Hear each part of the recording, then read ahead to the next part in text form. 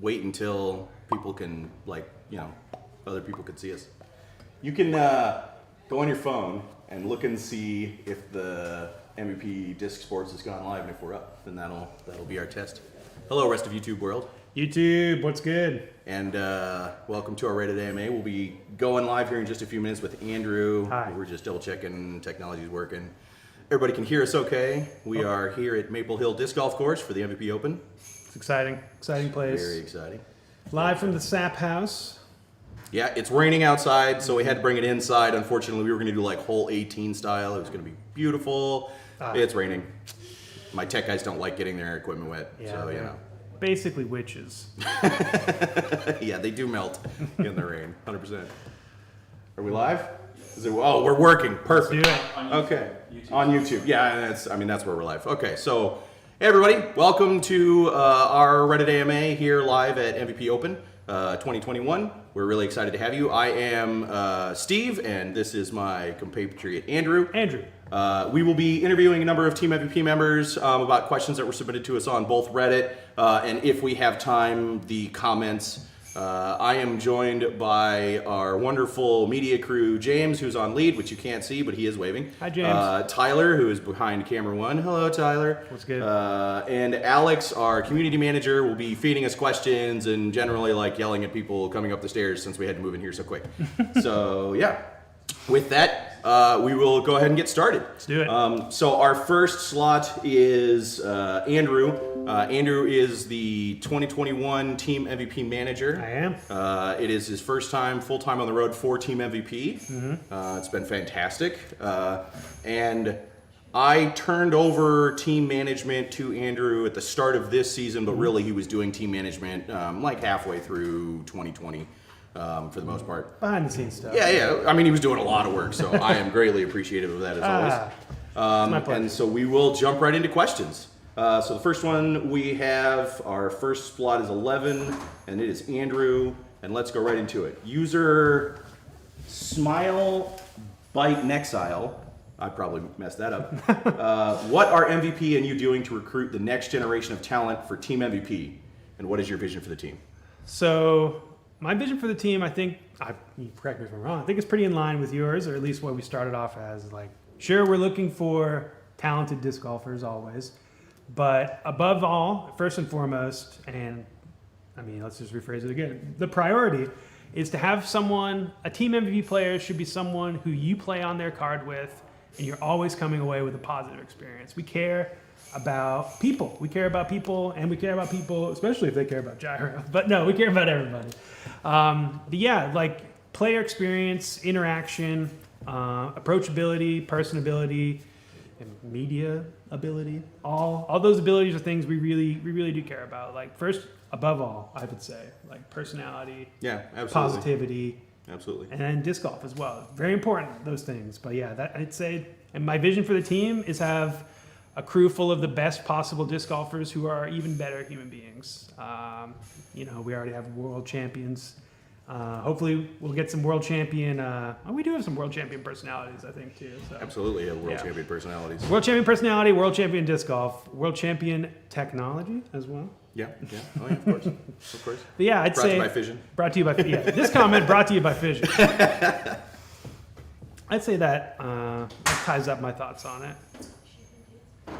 Cool. Okay, so Spider Hunter 03 says, is there a goal to get more coverage or spotlight on our junior team MVP members, Landon, Emma, Lily, and our overseas team MVP players, Flo, Yuhani, and Mehdi? Definitely a goal.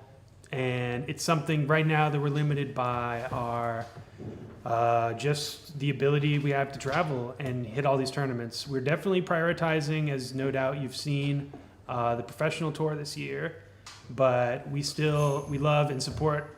Heck, it'd be awesome to be overseas right now if we could have been there for European Open. Flo I did believe went really well. Team Team Austria. Yep. Mehdi is your third place European MP50, I believe so. Yeah. Mm-hmm. Also has, I believe, the single longest first place winning streak on Team MVP. From, I think, what was it, 2019? I think he won something like 11 tournaments in a row, or it's just something insane. The guy's a machine. Yeah, we do need to cover him more. Insane disc golf. Yeah. But yeah, those things, we would love to do that, and hopefully that's in the cards for the coming seasons. Yep, absolutely. And then we've got, how do you prepare for tournament day, you personally? Me personally, well, I'll take that question as a employee, and it's a lot of rest. Rest is very important. A lot of UDIS checking, got to know your schedule. Stay hydrated. Be on your girlfriend's good side because she helps you out a lot all day long. Especially when you're stuck in the car with her all day immediately after a tournament. Ideally, I'd like to meditate and yoga, but I never have time for it. So maybe improvement, time management skills in the morning. Isn't that like the whole point of yeah. meditation and yoga is to have time for it? Yeah, that is. It'd be nice to have that. Step one. Like just centering, talking to a lot of people. My stuff is a lot of making sure everyone's in the right headspace, players-wise. Try not to distract anyone from the task at hand, but try not to add any more extra focus and stress. I focus on that a lot. Try to keep things light. So my morning rituals are focused 100% around that, and coffee. Coffee is very important. I would definitely die without coffee. Morning ritual: yoga, coffee, coffee. Coffee wins out every day. Coffee wins. Yeah, yoga just makes you more sleepy. Yeah, I'd say I should. I mean, if we could invent a coffee shower, that would improve my morning rituals. Oh my gosh. Just right on the eyes. United States government is busting in our window right now. Boom! Yeah. Did you say coffee shower? Arrest this man. Yeah, exactly. Yeah. Before I go on to the next one, Alex, do we have any comments on YouTube? Are you plugging those into my spreadsheet right now? I see it moving. Oh, okay. Hey. Look at our technology. We have the technology. We have the technology. Okay, so we've got a YouTube comment. I don't know who sent it, so thank you, kind YouTuber. Thanks, YouTube. It says, "Are you susceptible to bribery? And if so, do you have a registry?" Now I know why this comment is anonymous. Actually, yes, I do have a registry. What's your Cash App, your Venmo, your PayPal? Yeah. Yep, hit me up. Hey guys, hit me up after the stream. Steve, Plausible deniability. Yeah. Say it right next to me. Okay, perfect. I didn't see any of that. Excellent. And then our last question before we move on. So, any advice for new disc golfers? New disc golfers, if you can find an experienced disc golfer, ideally a member of Team MVP, because I think they're all pretty fantastic human beings, talk to them. Talk to someone who's more experienced than you. Listen and have an open mind. And above all else, you're a new disc golfer, so the joy of disc golf should be pretty strong in you right now. Follow your joy and listen to people who are better than you. And if you have an open mind and you're dedicated to practice, you can take disc golf as far as you're able to. I mean, as far as it's possible to. It's all about keeping the joy through the stress of improvement. And if you can do that, that would be my biggest advice. Keep your joy, listen to the experienced players, and watch a lot of disc golf. Absolutely. I'm going to tack onto that too. He talked about listen to experienced disc golfers. You know, one of the things that's really important as a new player is that you're constantly challenging yourself. Mm-hmm. And a lot of times, new players get into a group of new players, yes, and they kind of only play with those people because they're worried about being embarrassed because they're not as good as somebody else. Don't worry about that. You need to be practicing and playing with and competing against better players than yes, you if you want to improve. Otherwise, you're just going to be as good as whatever the collective is that you hang out with. Mm-hmm. So definitely seek out your local club, your local organization. If you're going to start playing tournaments, find out who the good tournament directors are, ask, the locals kind of thing. But definitely try to play at a higher level, always be pushing yourself to go, to the next division, to the next level, because that's going to drive that, necessity for improvement, right? Because if I don't need to shoot this, I can just shoot this and be okay. You're just going to be stuck kind of shooting that. Okay, so we have a couple of more. Let's see. Did you go to Skins at Brantwood with James Conrad? I did not, sadly. Oh, that would have been. It would have been. It would have been awesome. Yeah, that would have been a lot of fun. And then next question: waffles or pancakes? Ooh, pancakes. Beer battered pancakes. Oh, beer battered pancakes. Hit me up on tour if you want the recipe. That sounds delicious. They're great. I think I had cereal. Yeah, we can have a late breakfast, right, brunch after this. Yeah, somebody will bring me banana. Yeah. 100%. Okay, so we have giveaways, right? Let's go ahead and slam one of those out. Oh, it's on my spreadsheet, man. Look at this guy. If I organized, right? If I had any kind of, I don't know where it is on my spreadsheet. Hang on a second. Oh, it's on the Steve tab? There's a Steve tab. Okay, hang on a second. Even a Steve tab. Oh, giveaway. So we already have a giveaway winner. Our first one for the Fission Octane that we announced, was a Mr. looks like Britt Stevens. So, say again? Miss Britt Stevens. Oh, fantastic. Miss Britt Stevens, you are getting a prototype Fission Octane, yes? And it's gorgeous, and I'm super jealous because my favorite is like blue purple swirls, and it is blue purple swirls. I legitimately was like, man, throw it. I mean, I will. Maybe not. Yeah, maybe not. maybe do. Okay, so our next guest. Also, thank you, Andy, very much. You're quite welcome. Our next guest is. Let me check my schedule. Garry Patton. Garry is already over here. So Garry, come on down. We gotta move a chair. He's getting the sandwich. Here he comes. Walk right in. I'll bring the chair behind you. Wow. Look at this. Look at us. Service. Yeah, no joke. So everybody, this is Garry Patton. He has been a team member for 2 years. This year, too. 3 years. 3 years. Oh, I totally knew that. 3 years. Garry. So people on Reddit submitted questions for you, and we'll take a few minutes to answer them. Spider Hunter 03 wrote a small diatribe, so give me just 1 second. We have, with the explosion of disc golf in the past year or so and the buildup of mainstream media showing events on television, what is the next thing, in your opinion, that is holding back disc golf on both the pro side and the am side as well? Ooh. Okay. What a question. I think I can attack it though. On the pro side, I think there could be an added division maybe at the top of advanced and the low of pro. I've seen people suggest that a lot, and I think it's a good idea. You have a weird place where you go to Elite Series events where personally, unfortunately, I've missed cash this year shooting like 10-10 golf twice. Oh my gosh. And where the 950 players, maybe if they want to play an event, they can't even get in or 960, 970 because of the rating caps. Yeah, sure. So I think that would help a lot too. And then as far as AM events, there's so many new players. I honestly don't have a good answer, but I see like Ledgestone, for example, you have it filling up in about a minute. And that's ridiculous. Yeah, that's intense. The wait list goes like 400 or 500 people deep, and wow. I guess maybe they're already doing tee times. If we can get back to shotgun starts and then do multiple tee times a day, would be something to get more people into tournaments. I'm also a big advocate of like a players pack only for AM events. I think that would be more like in other sports, you don't reward AMs as much as disc golf would, like almost like trophy only, but you'd still get something. I guess I don't have a good answer for the AM side, unfortunately. Sure. But yeah, I know, like one of the things we were even talking about, I think we talked about this like on the way up here, we're talking about how like it used to be 1,000 rated golf, right? If you played 1,000 rated golf, you were doing great. And that was even, 4 years ago. Yeah, absolutely. Yeah, nowadays it's like if you don't shoot 1050, you're not winning, right? Yeah. And that's insane. Yeah. And so I definitely would agree with that. Okay, we have, is this Pheasant DG, I think is the person's name. What do you do to prepare for tournament day? Tournament day, Andrew, like back to him, sleep is important. I don't always practice what I preach, but I try to sleep as much as I can. I usually get more nervous for smaller tournaments, so I get less sleep for some reason in that situation. I don't know what it is about it. But sleep is important. I like to go out and throw holes if I can, putt, but not for too long, so I'm not messing things up and changing things. Just be nice and loose and make sure I'm just feeling good. Eat breakfast is important too. Drink lots of water, so things like that. Definitely.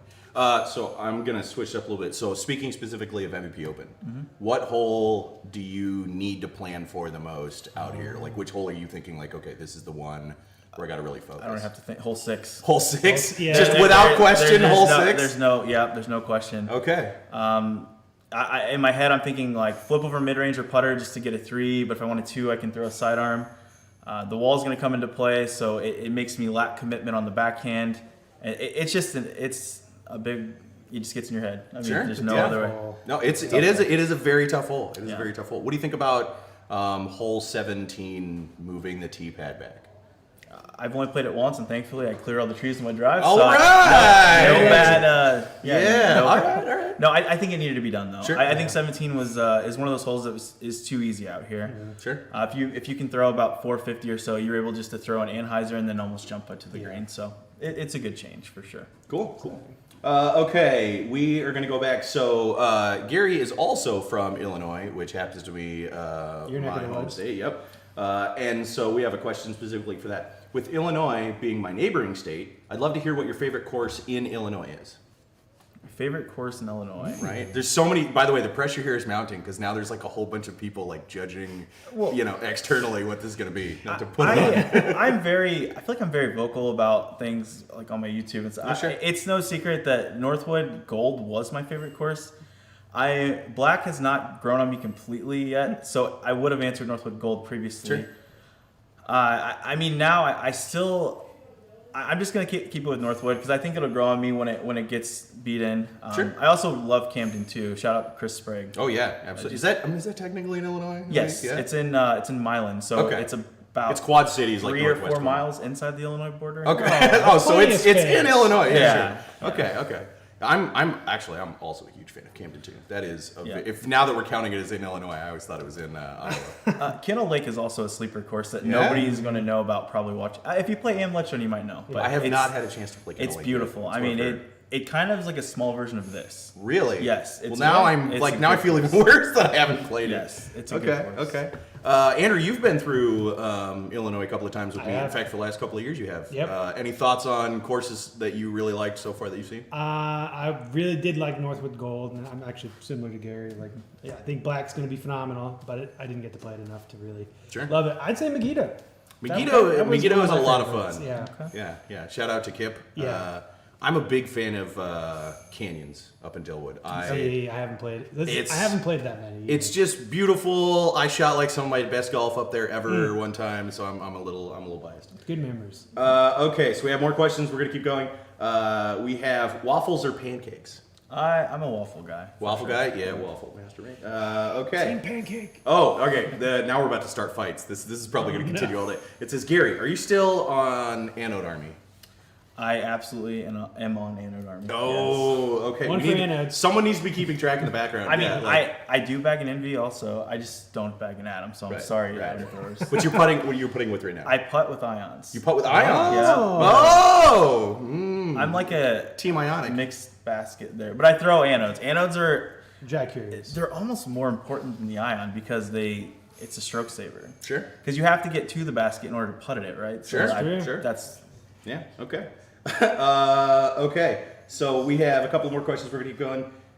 How many tacos is too many for one meal? Why is this good? Okay. That's tough. Like 5 maybe? If I'm 5? I have to feel guilty. We had tacos last night. 5 is like a good number. I don't know. I feel like we need. Are we talking like big tacos or just like Taco Bell tacos? Because that's a different. Okay. Little soft shells. Yeah, kind of like we had last. Taco Bell taco. Yeah. 5 is good. Okay. If I'm making them at home, I'd probably like 3 because I make them just Right. better. Yeah. Okay. Yeah. All right. Okay. Yeah. Actually, this is a great question. So you're known to do really great vlogs of the stuff that you're working on. Mm-hmm. So somebody says, can you give us a small breakdown of how you film your rounds and post them online? Yeah. Sure. So we actually did this yesterday, so it's a good example. My wife is gracious enough to film most of my stuff. If not, you get the stuck behind camera butt cam from my cart thing. But I just film it usually, hopefully I should say, by Monday or Tuesday, and then I'll edit it through the week as I have time. It's not that long of a process unless we film like in 4K or my computer doesn't have a good time editing it, which is ironic or coincidental because this week I have everything in 4K. I'm gonna have to go upload tonight and render. But yeah, it's definitely a labor of love, and it usually takes me about 3 or 4 days to get the full video done, unless I'm in a crunch where I've been known to do it in one day, and it's not the ideal situation. I've really enjoyed your preview videos, especially for like the local area. Yeah. And then we've got one last question. What is your favorite MVP mold? Ooh. That's such a hard question. Loaded. All right, so It's not loaded at all. It can also be streamlined. Yeah. Right? So, yeah, right? A whole bunch of people are like, better be gyro. all right, so Matrix would have to be it. The Matrix, I named my dog after it. Yeah. Nice! I love that disc so much. Shout out to Orange Proton, right? Yes. Orange Yep, Proton. Orange Proton for you orange bag only people. It just got me a $500 ace at Ledgestone. Woo! If my life depends on it, I need to hit a line. The Matrix is the go-to disc. Yeah, you've had that Proton Matrix for a long time too. Yeah, but I mean, shout out to Tesla and Yeah, shout out Octane, Panic. Yeah. Elon, if you're listening, hit us up. We've got a disc named the Tesla. Yeah. Awesome. Well, thank you very much for being with us. Yep. We will see you out on the course. Good luck. Okay. Sounds Good luck. good. Awesome. Okay, so Thank you, sir. say again. Oh, there's a giveaway on my sheet. Awesome. I'm being told that there's a giveaway on our sheet. A giveaway on the sheet. Yeah, hang on. Is it on my sheet? Okay, perfect. The giveaway is called Alex Deserves a Promotion. A good giveaway. Okay, no, we do. We have a giveaway winner, right? That's what I'm reading, the highlighted one. We have a giveaway winner. It is Reddit user. Oh my gosh, I'm gonna butcher this. Sorry. It is Reddit user Furtataway. Furtataway? Yeah, no, it's Frataway. You won a signed Benny James Volt. So Congrats. yeah, be sure to PM user Axiom Alex, so Axiom_Alex. It's the guy who posted the sticky, community manager Alex. He will hook you up with that. So next, also Alex deserves promotion. I'm gonna go ahead and just delete that one. What's the opposite? Well, he's working right now, so I can't demote him. And we are going to jump into Team MVP member Adam McPherson, which I believe is chilling over there. We got a chair for you. We'll slide Chair. it behind you. Wow, look at this chair technology. You guys are so sweet. Right? We tried. You know us. We do our best. Adam, thank you for being with us. Thanks for having tell me. a little bit of people about you and where you're from. I'm 26 years old. I'm from Canton, Michigan, and I've been playing disc golf for 10, 11 years? Yeah. Whoa. Yeah. Sure, something like that. Experience. Awesome. Got it. You'd like So to think. this is our Reddit AMA. Basically, a bunch of people submitted questions that they wanted to ask you. There's also some people on YouTube, so Alex is kind of filling up my sheet as we go. Okay. So I'm going to jump straight into them. This Spider Hunter submitted a whole bunch of questions, didn't he? This guy has a lot of Everyone questions. that question. No, it's great. Okay. So he got the same question for Yeah. him. Then we're going to go ahead. Do you want to answer the explosive disc golf one? I mean, I have something for the pro side. but- Absolutely, let's do Wrap it. it on So us. we'll No recap that question. So with the explosion of disc golf in the past year or so and the buildup of mainstream media showing events on television, what is the next thing in your opinion that's holding back disc golf on both the pro side and we'll skip the am side one? I mean, pro side, bigger sponsors and the money to, keep all the players Yeah, out on absolutely. tour and to have people out on the road and being able to continually do this, not just, like me, I go out maybe once a month. Sure. And the money and the big name sponsors would be phenomenal, and that would really help progress things. But with the way disc golf's been growing, everyone is experiencing growing pains right now. Oh, so absolutely. it's Absolutely. it's been a process, and disc golf is so young too, and it's booming so fast that it's been amazing to see. But I mean, it's going to take time, and it's going to be a process. Yeah. There's interesting commentary about that. And I'll step in. MVP talked about that we've grown by 500% manufacturing capacity in the last year, which if any of you were manufacturing people in the world, that's insane. Send a prayer for us. Which is interesting, right? Because we need to make discs in order to afford to sponsor players and et cetera, et cetera, et cetera. So, not speaking just for us, but overall, if we can say that we've grown by 500%, capacity, and that the sport is growing even faster than that. You can almost assume that it's going to sound weird, there might be 500% more players on tour in the next couple of years because the volume is there and the dollars are there. That's an insane way to think about it, right? Yeah. Because now every manufacturer has more money that they can put towards their professional team and there's significantly more players joining and it's going to be an interesting time. It's been extremely difficult getting into events. Yeah. As a 970 rated player, yeah. I either sign up within 30 seconds of it going live, or I'm on the wait list. Yeah, are you you have to set an alarm on your phone? Oh, and you're sitting I'm there with- sitting there 10 minutes prior refreshing the page. I'm going hard. Yeah. I have to be on top of it. Like Ledgestone, I was one of the last people to get in. Maple Hill, I tried to sign up and then I had to become an official, so I had to go panic, take the quiz real quick, and then sign up, and I was one of the last 3 spots. I don't even know how I got in, but I did it. Well, we're glad you're here. Okay, so we have, what is your goal for 2021 season, and did you accomplish it? Oh man, I had a lot of goals for 2021. I wanted to be over 990. I wanted to get my first win joining the team, and I wanted to be on the road as much as possible. And I won my first B tier ever. Woo! But I'm not 990 rated, and I did not get on the road nearly as much as possible. But circumstances outside of disc golf kind of made it impossible. You went to do the next that. step. You won your first one as a team Yeah. programmer, and that's fantastic. Yeah. It's a process. Things are happening, but slowly. Awesome. So, Awesome. yes and no. yes and no. Some. Yeah. Yeah. Cool. Okay. This is a really important question, so I'm gonna need you to focus really hard. Waffles or pancakes? Don't fail me. All right. We got waffle side, pancake side. If the waffle's got the nice crunchy outside, the soft inside, a waffle all day. But if it's a poorly made waffle, I'm going pancakes all day. I can agree with that. So- statement. 100%. A poorly made waffle is just a pancake. Yeah, 'cause it's So just- we're- Well, bad. it's a bumpy pancake. Yeah. It's a bumpy pancake. It's important that the waffle's crispy on the outside and Sure. nice and fluffy in the middle. Otherwise, what are we doing here? Right? No, I totally agree. And then we have any advice for new disc golfers? If you think you're throwing enough, throw more. Go out to a field, record yourself, compare it next to someone, find a pro that's your height, your build, and compare form. Obviously, don't try to mimic their form perfectly because your throw is unique to you, but throw, record yourself, and I mean, don't do what I didn't throw till your arm is about to fall off, but get close to that point. And Yeah, I can tell you one of the smartest pieces of advice that I got was from, like random disc golfer dude from my club.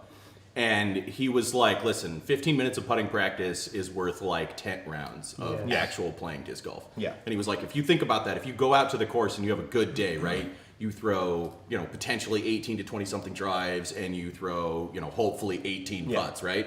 like And to then, think. right, yeah, correct. And then if you just get, 5 discs or whatever, you only have to do that like 4 or 5 times and you've already done a whole round of golf and that takes minutes. And I just remember that being a piece of advice that I got, and it was like, oh, okay. And I remember like one winter, I think I threw something like 10,000 putts during the off season. Wow. And, yeah, I mean, it got bad enough. Like my wife was just like, stop it. Yeah. I like but to try did. to throw about 300 putts every day. Yeah, it's a good. great. Even if it's just 15 footers. If you know. want someone to go watch putting form, Adam is definitely one of those people who I would recommend. There's a lot of Team MVP members that I will say that about. Yep. Adam is definitely one of them. So if you're out here and you're like, hey, give me putting advice, Adam is a laser beam of a putter. Yeah, absolutely. And then let's go to, what is your favorite disc? Oh gosh. It'd have to be the first MVP disc I ever threw, the Plasma Proxy, or what I'm jamming right now, Neutron Delirium. But Those are probably- like polar opposites. Yeah. Like a 3-speed-ish and like Yeah. a 14-speed. Yeah, 14 and a half. Oh, 14 and a half. I'm Don't sorry. forget the half. Chad, don't fire me. I knew that. Yeah, We're just testing you. yeah. Well, you got positive vibes for the proxy. You throw in the bag proxy, I Yep, believe. I'm a proxy man. Yeah, for sure. I've got a soft neutron proxy in the bag. Yeah, proxy's a great laser beam disc. It's the first disc I ever threw, and I aced with it. Right. The first time I ever threw it, my buddy's like, here, try this. It's a frozen rope and dead center chains. And I was like, I'm never throwing that again. It's my 100% disc. That's amazing. And then, well, after a year, I finally caved. And I was like, all right, I got to get one. Like, nothing throws like that proxy. I need it. Yeah, that was a good shit. Do you remember what Plastico was? It was plasma. It was Oh, my oh, buddy's, oh, yeah, it was okay. my buddy's blue plasma proxy. And I still, Nice. to this day, I bug him about getting that exact proxy. And he won't sell it to me. I mean, I feel like he's doing you a favor, right? Because if you got it and you threw it and the second throw wasn't nice, then you'd be 50-50. I want to hang it. Oh, that's fair. That's yes, okay. Shadow boxing. would It's be a good idea. birthday gift, friend of Adam's. Come on. Come on, Oh, Phil. all right. We got a Michigander question for you. How many times a week do you play cast betting? Maybe once. Maybe once. Maybe once. Maybe once. If I wake up early in the morning, that's usually my go-to. Yep. But the course gets very busy after about 11 a.m. Oh, wow. And I'll go to Northridge or Rolling Hills or Lakeshore overcast once it's past that point. Sure. It But just I gets real do, busy. yeah. But when I can go and play the longs, I love to play cast Benton. Yeah. Yeah, Awesome. it's a really fun course. Awesome. And then our last question: what is the highest tournament place you got? First place at a B tier. First, but that was the one you just had, right? Yeah, that was Awesome. 4 months ago in Traverse City, Hickory Hills, in an absolute monsoon. It was unreal, just downpour. Wow. You couldn't see a basket like 280 feet away. That's You a had to great just kind of first win. guess. Awesome. Yeah. Awesome. All right. Well, Adam, thank you very much for being with us. Thanks for having me, guys. Yeah, absolutely. Good Connie's- luck this weekend. Thank you. Yeah. We've got another giveaway winner. Yep. Another Okay. giveaway. Perfect. Bye, Adam. Yep, we have a lot of giveaways. Do we have enough discs for this? Yeah. I like your style. That we're going back. That Alex deserves a promotion. Might be getting back. Okay, so we have a YouTube user. Okay, we have YouTube user Birdie Lab. Birdie Lab. I think that's a company, right? Wins a signed Wayfair Envy. So you need to email community@mvpdisports.com, and that is how they will hook you up with a Wayfair Envy, signed Wayfair Envy. Awesome. Okay, cool. Let's keep on rolling. Next on our list, we have the amazing Jordan Castro. Jordan, Yeah, come on down.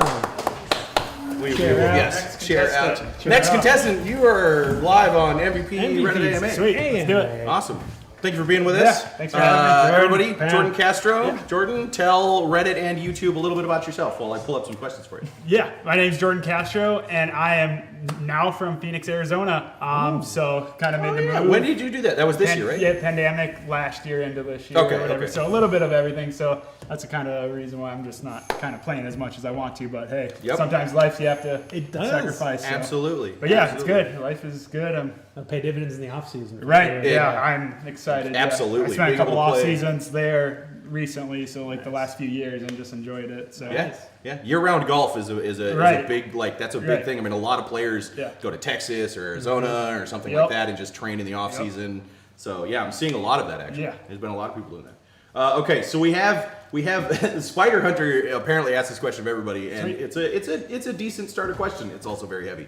Right. So with the explosion of disc golf in the past year or so and the buildup of mainstream media showing events on television, what is the next thing in your opinion that's holding back disc golf on both the pro side and AM side? Yeah, like I think what Adam said hit it right on the top of the nail or whatever. Pretty much the bigger sponsors. I think that's our biggest weakness right now, and I feel like with the growth of disc golf, a lot of the companies are kind of watching right now. Sure. I mean, we've been on ESPN or whatever, Sports Center. We've been on other networks. So I mean, it's there. We're showing it. It's just when's the time they want to stop in too. Yep. I think the biggest thing for them is the views and the numbers right now or whatever. That's what a couple players have been saying. Just like we're there. Yep. We just need more numbers to tune into live. Like we got the views on post-produce, but it's just the live. A lot of people don't want to watch the live. Yep. I mean, you get 100,000 views on post-produce, then you get 2,000 on live. So I think that's the biggest thing. People are going to watch more post-produce versus live, and I think we just need to kind of go towards the live. Sure. The show Sure. in too. So I'm gonna tack on because I think you and I have kind of talked about this once before. Like with, I mean, media being what it is now, right? Do you think maybe that's kind of a symptom of like post-produce is easier for people to kind of consume at their Correct. pace? At their time when they want to, because I mean, when you watch live, people are working a 9 to 5 or Right. something too, Yeah. so like they can't really tune in Right. to that compared Right. to post-produce. Oh, after dinner, or after late Right. night, or whatever too. So I mean, shout out if you've never dropped your. Pyro, which is kind of like the deflector, but it goes a little bit farther, gets that glide. Then the Envy, it's just like I have the Theory right now, so it's similar. Like my Envy's just kind of beat up or whatever, and I'm just kind of leaning towards just sidearm approaches, Sure. just to kind of. I mean, we're playing a lot of woods lately, so Oh yeah, Yeah. absolutely. I want to kind of control the angle a little bit better too. Sure. So those two are like I'm working with them, but if they come in and out, it's fine. Like I'm not. So what's your current favorite disc from Right now, Extreme. definitely the Panic. The Panic? Yeah, Yeah, rocking we're gonna the Panic, see yeah. a lot of our big arm players Yeah. talking about that. I'm Yeah, pretty sure. just I think I got like 3 or 4 right there's a now in the couple. bag, just kind of stability wise. Can get that glide or whatever. So Yeah. I love it. I love Awesome. it. So Okay. Oh, we're not asking that question. This could take forever. What made you decide to join Team MVP? just like the team members and stuff, and just everything in general too. I've learned about the science and just how easy the team is too, and like just to talk about and everything. And I just felt so welcomed to be here too. So Sweet. Well, good. That makes Yeah. I mean that makes us feel good because Right. we were really excited, still are excited Yeah, that yeah. you're part of the team. yeah, awesome. absolutely, yeah. And just like with James and like I met so many people already, just like all different levels. They're just so nice and just like, hey, try this run out, try this run out. So like it's been awesome. Like Cool. it's really happy and glad to be here. Good. We are super stoked to Yeah, have that's you, what man. it's all about, yeah. I'm looking forward to you like having a full year to be able to attack. That's the thing too. Just like the last few years, I haven't played to my full potential. I think there's been like 2 or 3 tournaments where I felt confident and played well at too. Yeah. So And absolutely destroyed it at Right, those tournaments. right, exactly. We had like a tournament amount of highlight reel of you putting, Right, just putting on a right. clinic from Right. downtown. and like that was good. And I just feel like I'm right there. Just a couple putts, couple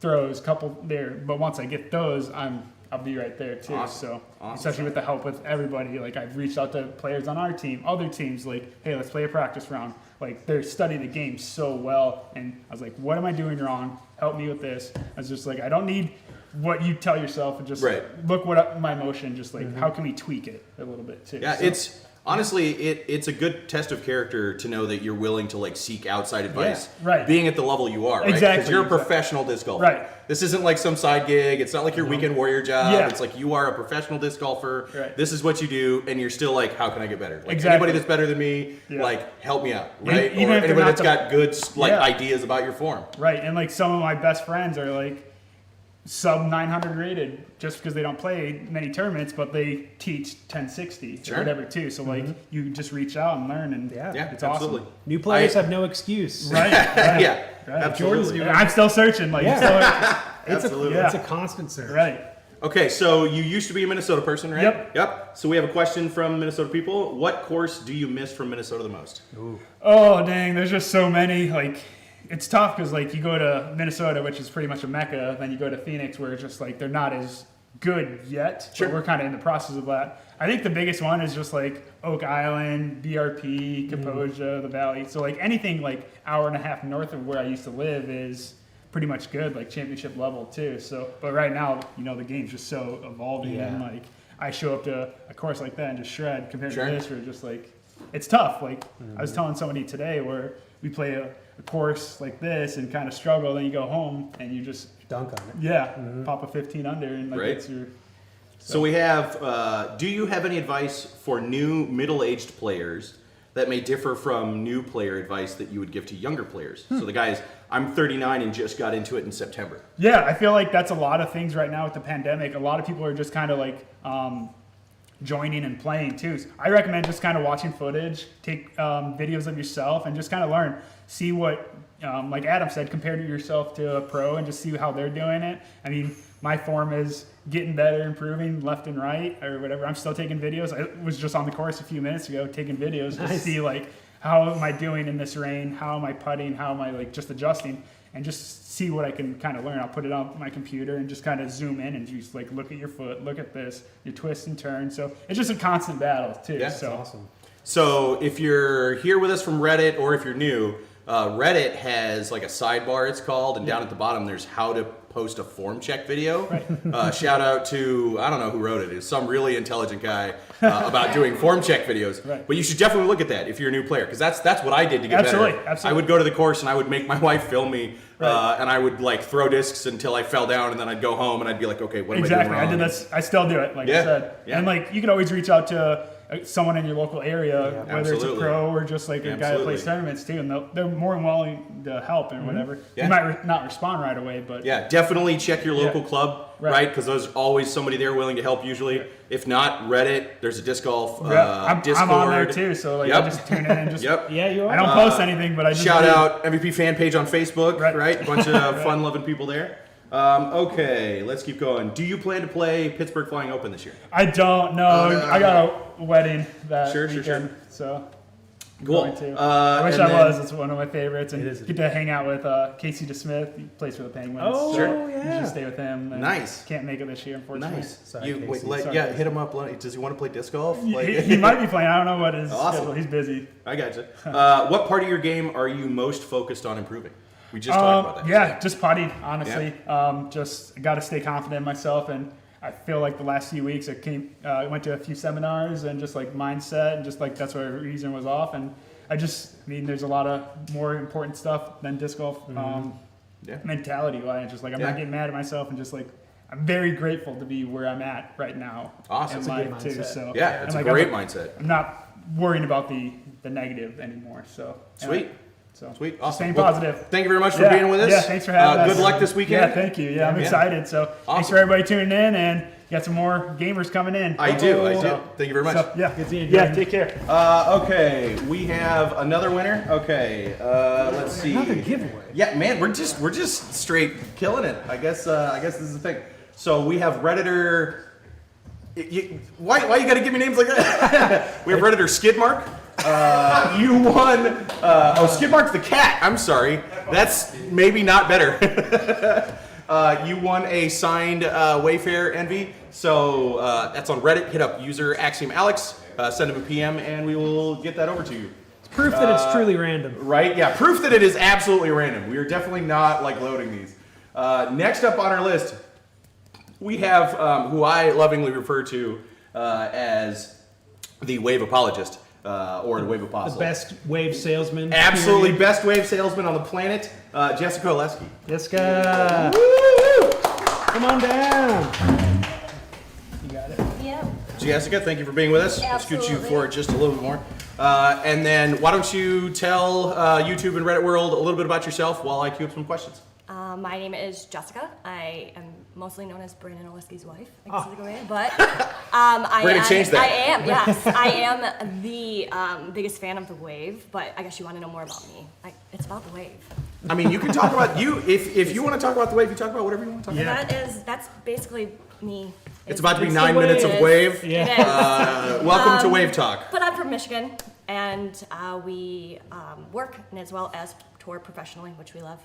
That's true. You guys just upgraded your van. Yeah. Yes, we did. Yeah, We that's haven't really posted really about that, but we have. It was the only way possible to be able to work remote while doing it, and it's been working really great. My husband did all of the work, so hats off to him on that.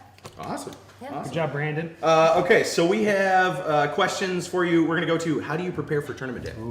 Ooh, I love this question. I do disc golf strongs, like tournament prep worksheets, actually. And then the morning of, I have like a pre-round routine, which I do alter from like AM tee times to PM tee times. So we do have that along with like good, solid foundational nutrition, meditation, and the disc golf strong warm-up. Sweet. Awesome. Yeah. Okay. Ooh, this is a good one. Ooh. As a touring couple that also holds day jobs, how do you manage the work-golf balance? Yeah. Good luck. Okay. We jumped. Yeah. yes. Next question. Yeah, we are still figuring that out. I think it's a constant battle to figure it out. We have a lot of gratitude to our friends and family who realize that this is our life. So if we are not working, we are training. And you have to just be kind to yourself and know that like we are up against people who are doing it 10 hours a day while we're in the office 10 hours a day. So it does put a little bit more of a mental aspect on things as well, but take it for what it is, and I'm super grateful to be able to do both. So Yeah. Awesome. And then so there's another piece. What piece of advice would you give to someone who wishes to tour to big events that works during the week? Wow. yes, biggest piece of advice is prepping, like meal prepping, organization, routine. You don't really have filler time, so the more that you're able to get in the routine in like the week time and minimize the things that don't need to be done and maximize the things that do need to be done, aka work, eating, prepping, laundry, making sure you have a good team. Like I would not be able to do it without Brandon. Like we make it work, and I couldn't do it without the other half doing that. So making sure you have a good team is like number one. Awesome. Okay, so probably the hardest question you'll get all day. Oh, no. Waffles or pancakes? Pancakes. Yes. Pancakes. It's all tied up again. And Okay. I don't use a fork. I just like roll them and dip them. Okay. I So you're like that. a crepe I don't- pancake, or I just don't like a even really big pancake roll? Pancake dippers. Just Pancake like dippers? I don't know, like small pancakes, but just like rolled and just I've done that before. I don't know, for sure. bacon or sausage. Okay. That's true. Okay. What are they? Pigs in a blanket, right? Is that what that's called? Bacon. Bacon. So yeah, definitely. Okay, so we have a question specifically for you. How is your ankle doing since Throw Down the Mountain? Oh yeah. Yes, so much better. We did PT, which I didn't do. If I didn't do that, then I don't think I would have been back. So much better. Still some tenderness, but after PT and then Disc Golf Strong Seth helped. Oh my gosh, game changer. I didn't realize how bad it was. Sure. No. Yeah. What Thank you for was- asking. Whoever did that. Yeah. Thank you. Yeah, I don't have names on these anymore. We got I don't know who. Oh, okay. He's going fast. It's too fast. Sorry, got to keep up with chat. Slow down, chat. It's too much. What was your first ace? My first ace was a squall. Ooh. Yes. It Second was- ace, Second ace was a Brandon. Hey, hold on. dun-dun-dun. That's it. Yeah, there it is. Yes. He What was is the best holding shot. most 880 or 900 rated players back from getting to the next level? Our minds. It is. Yeah? Michigan is hard with ratings. I've noticed, like when I go out and I won't play to my potential out of state, and I still shoot above my rating. Michigan's quite different with that, but I do think it's mindset. I think our mentality of our ratings hold us back more. We have the skill. It's just tournament play is different than casual play. Yeah, Very absolutely. different, Yeah. What so far is your favorite road memory? Oh, you guys. This. I don't know. I love it. This is a pretty good one. I I'm not loved gonna it lie. here. Yeah, MVP Open is Yes. always a great time. I don't know. I loving the people. Like the camaraderie is huge. But the team house is like, I love the team events. Love this. Awesome. Team events are great. Awesome. Okay, what is your favorite local course? I was gonna say disc. I'm like waiting for the Oh wave. no, local course. it's somebody. We'll get They there. didn't even ask what your favorite disc is. We're already past that. But the question is, it's down there, so we'll skip to it. It's hang on, my screen's going blank. It's wave in neutron or fission wave, Ah. Why did you do that to me? right? I can't decide that. I can't. It's just I have 4 in my bag. So What do you have? maybe What waves do you have in your Yeah. bag? I have 2 fission, and sometimes I have minimum 2 fission, 2 neutron. Sometimes, depending on the course, 3. Because I have like one of my fission max weights are like I can throw in headwind, and it's like let me get it. And then I have a neutron wave that's beat in for my sidearm, and then I have a neutron wave that I just crush like 370. Sure. Versatile disc. Very nice. It is such a oh my gosh, It is. get a wave. It is. I have people saying, "Do you have a Tour Series wave coming out?" I want one. She I gotta win does, first. and that's my fault. I am. We have not had fission waves available in unfortunately too long, but there are some coming in the future. Yeah, and also for those of you that are on the Facebook fan page, there is a very specific reason why she was the meme that got the waiting for waves. Yep. But I will do favorite local course. I won't. Okay. The Hunt's Hideaway. Yeah, that's Hideaway's good stuff. That's a good It course. is. Yeah, It we is. did just film in the bags there. Yeah. Yeah, you guys. That's like That and that's your, Sage go-to. is like it's another private course. 2 private courses we're really blessed to Yep. have. Yep. Shout out to Becca and Sean. Yep. Sage is Yep. amazing. It is. Yep, absolutely. Okay, how do you feel about the Respect Her Game movement, and where do you see improvements that still need to be made? Ooh, this is a controversial question. It is. We're not shying away. I love it. I am on the committee. I do their Instagram. I love the purpose. I think it was taken away from the purpose in some contents. I do agree.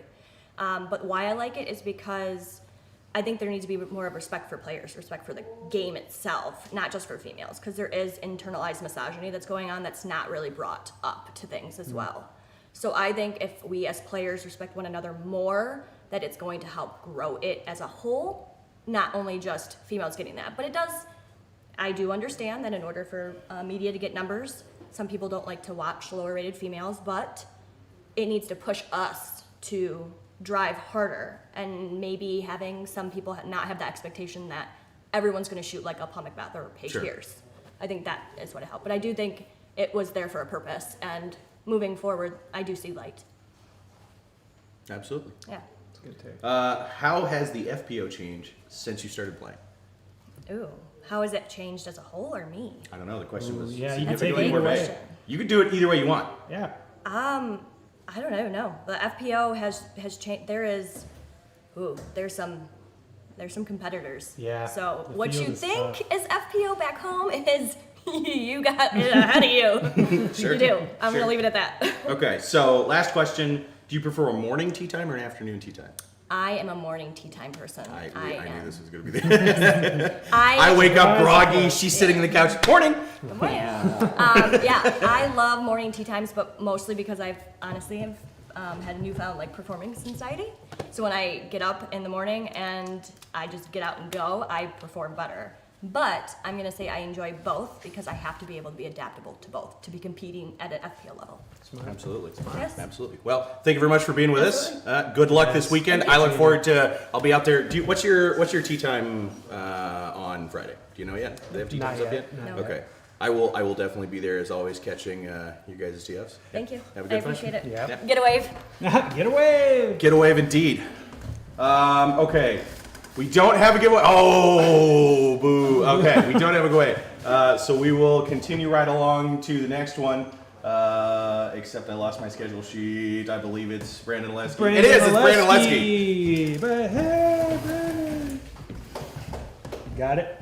You know how to chair. He does indeed. Yeah. He doesn't. What's up, buddy? How are you guys? Good. Tired. Yeah. Yeah, a little bit. Yeah, it's been a day. A long week already. Yeah, it's been a long week. It's a busy week for us, but Yeah, it is. enough about us. Yeah, let's talk about. So, why don't you tell the YouTubes a little bit about yourself? All right, I'm Brandon Oleskie from Oakland, Michigan, also known as Jessica's husband. Apparently, that's the. I mean, that's the thing. It's a good title. Like I'm not, It's, Started disc golf, and actually I started in like 06, 07 back in high school, but I actually didn't start taking it serious until like 16. Okay. So I kind of wish I would have stuck with it a little bit more, but soccer was a huge part of my life before disc golf, so. sure. Yeah. All right. Well, we've got questions that people posted. So, how do you prepare for tournament day? Starts the night before, or actually even this couple days before. Hydration, like a lot of people drink water during the tournament. I like to drink a lot of water prior of the tournament, like Yeah. a day or two before, and then try to get a lot of good sleep before the night, and then wake up and just have a really nice breakfast. Actually, like get your body fueled before you go out, and then get a good 40 minute stretch Sure. before I That's run so through. important. Yeah, stretching. Like a lot of people that I realize don't stretch sometimes, and I'm just like, man, like first thing an animal does when they wake up is usually stretch, and humans just get up and we're like, let's go. I feel like that's in that movie. What's the one about zombie? It's Zombieland. Man. Yeah, And he's like, you never Zombieland. see a lion stretching out the wild. It's like, you gotta limber up. Yeah, you gotta limber up. Yeah, one of his rules. Correct. One of the rules. Limber up. He's sitting there with the shotgun doing this. Yeah, that's funny. So, what is your current favorite MVP Axiom or Streamline disc? Panic. Panic. Yeah, hands Easy. down. Yeah. it's, Yeah. I don't know why I asked. It's been in my bag ever since I've been on the team. It's just like very reliable. Yeah. Like you He know what's also gonna do every time. crushes it, by the way. does, he Just does. straight crushes it. Yeah, it's a very reliable disc. I mean, anytime, any kind of wind, I usually like to carry 2, maybe 3, depending what course I'm at. But definitely the Panic is definitely the favorite. Sure. Which mold currently not in your bag was the closest to making it? The Pyro, I would have to say, it keeps going in and out of the bag for Yeah? some reason. I don't know how I completely feel about it, but it goes in and out. There's shade being someone's thrown sad. from the waiting room over here. It's like it goes in and out. Sure. Okay. Hardest question of the day. Yep. Everybody knows the rules. One Yeah. bite, one slice. Waffles or pancakes? Pancakes. Oh no! Was it 3-2 right now? 3-2. Oh, A commanding no. lead for A Pancakes. commanding lead. I like. Oh no. So can I add Yeah, something? yes, please. No syrup, peanut butter. Psychopath. Yeah, I like peanut butter. Crunchy or or creamy? Smooth. Smooth. Oh, what is Yeah. it? Yeah. Crunchy peanut butter. Smooth on a master race. pancake. Yeah, crunchy peanut butter on a pancake might be a little weird. Something's weird on I mean, that. you're already putting peanut butter in pancake. Wait, any topic? Just peanut butter. Unless they're blueberry pancakes. Okay. Yeah. Then what? Just blueberries pancakes. Oh, Nothing. Okay. No syrup. No, No I'm not a syrup? syrup guy. No butter. Respect. No butter. Okay. Yep. Okay. Yep. All right. Okay. Well, we have some questions about you and Jessica. When is your anniversary? October 6th, so it's coming up. Oh yeah. Yeah, 3 years. All right. Fly. Congratulations. Jessica, leave. What are you gonna do for your anniversary? Disc golf. We're talking about going up the Pitcher Rocks again and doing. Oh, nice. Yeah, last year we did it and we really enjoyed it, just being away us. So we were like, Just let's. open the back of the van and be like, boom. So last year we did like every day we did like 6 to 15 miles depending on what trail we did. So- and then Like hiking trails. hiking trails. Yeah, it started at 5 in the morning and ended when it was dark. But this year we're actually going to do a 3-day 4 night kind of hike kind of thing. Cool. Just stay out on the trails. So Awesome. yeah, Sounds like a it good should time. be a good time. All right. Apparently, some people know that you fish. Oh yeah. Ice fishing or summer fishing? I'm a huge ice fisher, actually. Yeah? My grandfather owns a business back in Michigan for ice fishing. Oh, he nice. makes his own rods. So actually, Alright. yeah, ice fishing has been a huge part of it. Actually took the wife Jessica this year for the first time, and she actually loved it. That's great. Wait a minute. Did you like it just because you got to wear like a really big coat? Yes. I knew it. And there was a shanty. Yeah. So she was like, "Oh, this is fishing." Perfect. What is your favorite fish? That's a good question. To eat, I would say walleye. I mean, Oh, yeah. a pan-seared walleye. I don't Right. think there's anything better. than 100% absolutely there with you. Yeah. But favorite fish to catch? that. Probably bass. Yeah. Rock bass or bass, something that gives a little bit, but yeah. You they're don't fun. like the fear of possibly losing digits with like pike or something like that? I'm not a big. Actually, I don't. Pike, I'm not a huge fan. Yeah, we have actually back home. There's a lot of good little ponds and lakes for pikes, but we don't do a lot of pike fishing. All right. Yeah, All right. Ever been noodling? I have not. Don't go noodling. Man. I've always Don't. I've want always. to. I I think want to. I want to. I think Yeah. it would be a lot of fun. Yeah. As someone who went and found a snapping turtle hole once and still has all my digits, Yeah, I will never go noodling again. Like, Yeah, I don't want never that. go. so much It fun. does. No, I'm aware. I'm aware. I used to do it, and I went one time, and I found, like, I reached in there and I was like, "This isn't a fish," and I pulled my hand out, and just the biggest, oldest, angriest turtle came out, and I was like, "Never, I'm never doing No, this that's again." not happening. Nope, I was done. I was done. Okay, so now we have some more questions. How is your day glow pilot flying? Oh, it's still. I don't understand it. If people are asking about the Dayglow pilot, it's because they know how stable it is. Yeah, you just have the most stable pilot. I have, when I ordered them and my first team allotment on the team 3 years ago, I got 3 of them that were all Dayglow, and they fly like a stabilizer, maybe a little less than a really? stabilizer. Interesting. And the same one I have in my bag for 3 years now is still as stable as it was. Nice. It's kind of crazy. Alright. Yeah, I'll have to let you guys throw it. It's kind of nuts. Okay, so this next question: do you feel having a beard gives you disc golf superpowers? Man, no. Sometimes No? I feel like sometimes I want to shave it, but actually, like a week ago, funny little story. The wife came home from work, and I just knocked it down to where it's at, and she was like, "Half of the divorce papers are signed," and I kind of lost it. I started laughing. She's like, "I married you with a beard, so we're gonna keep a beard." I was like, "All right." That's the concept. Part of the deal. Yeah. Right? Part of the deal. In sickness, health, and bearded. Exactly. It's on your marriage All right, license. right? Okay, what is your hyzer flip go-to mid? It's a very, I feel like somebody's asking this question because they know you. Man, I actually only right now I carry the glow reactor and the hex, and I think the hex is definitely going to be the hyzer flip. Yeah. Did you get your prototypes for the Paradox and the Uplink?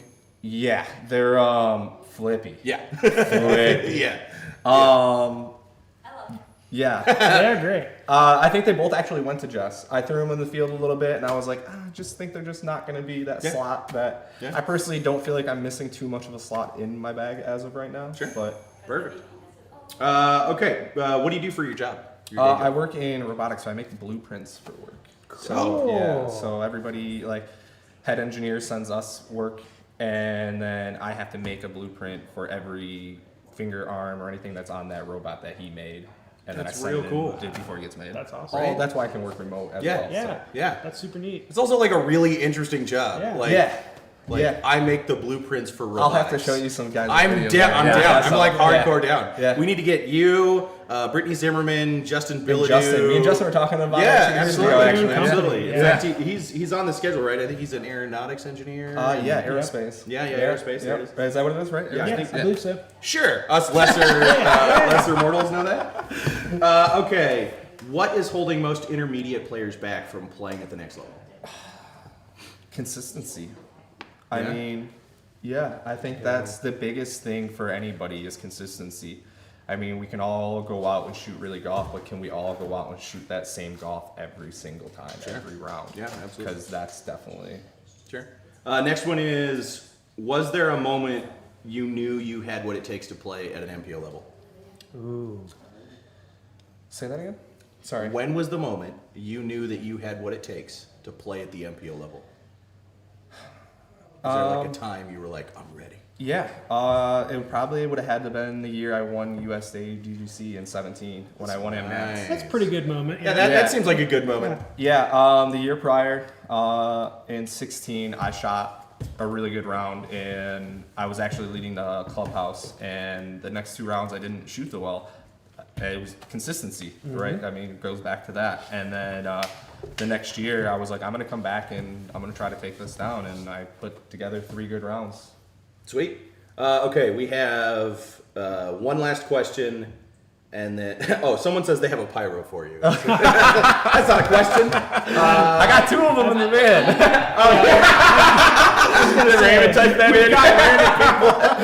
Okay, so our last question is Michigan State or University of Michigan? Oh, U of M. U of M.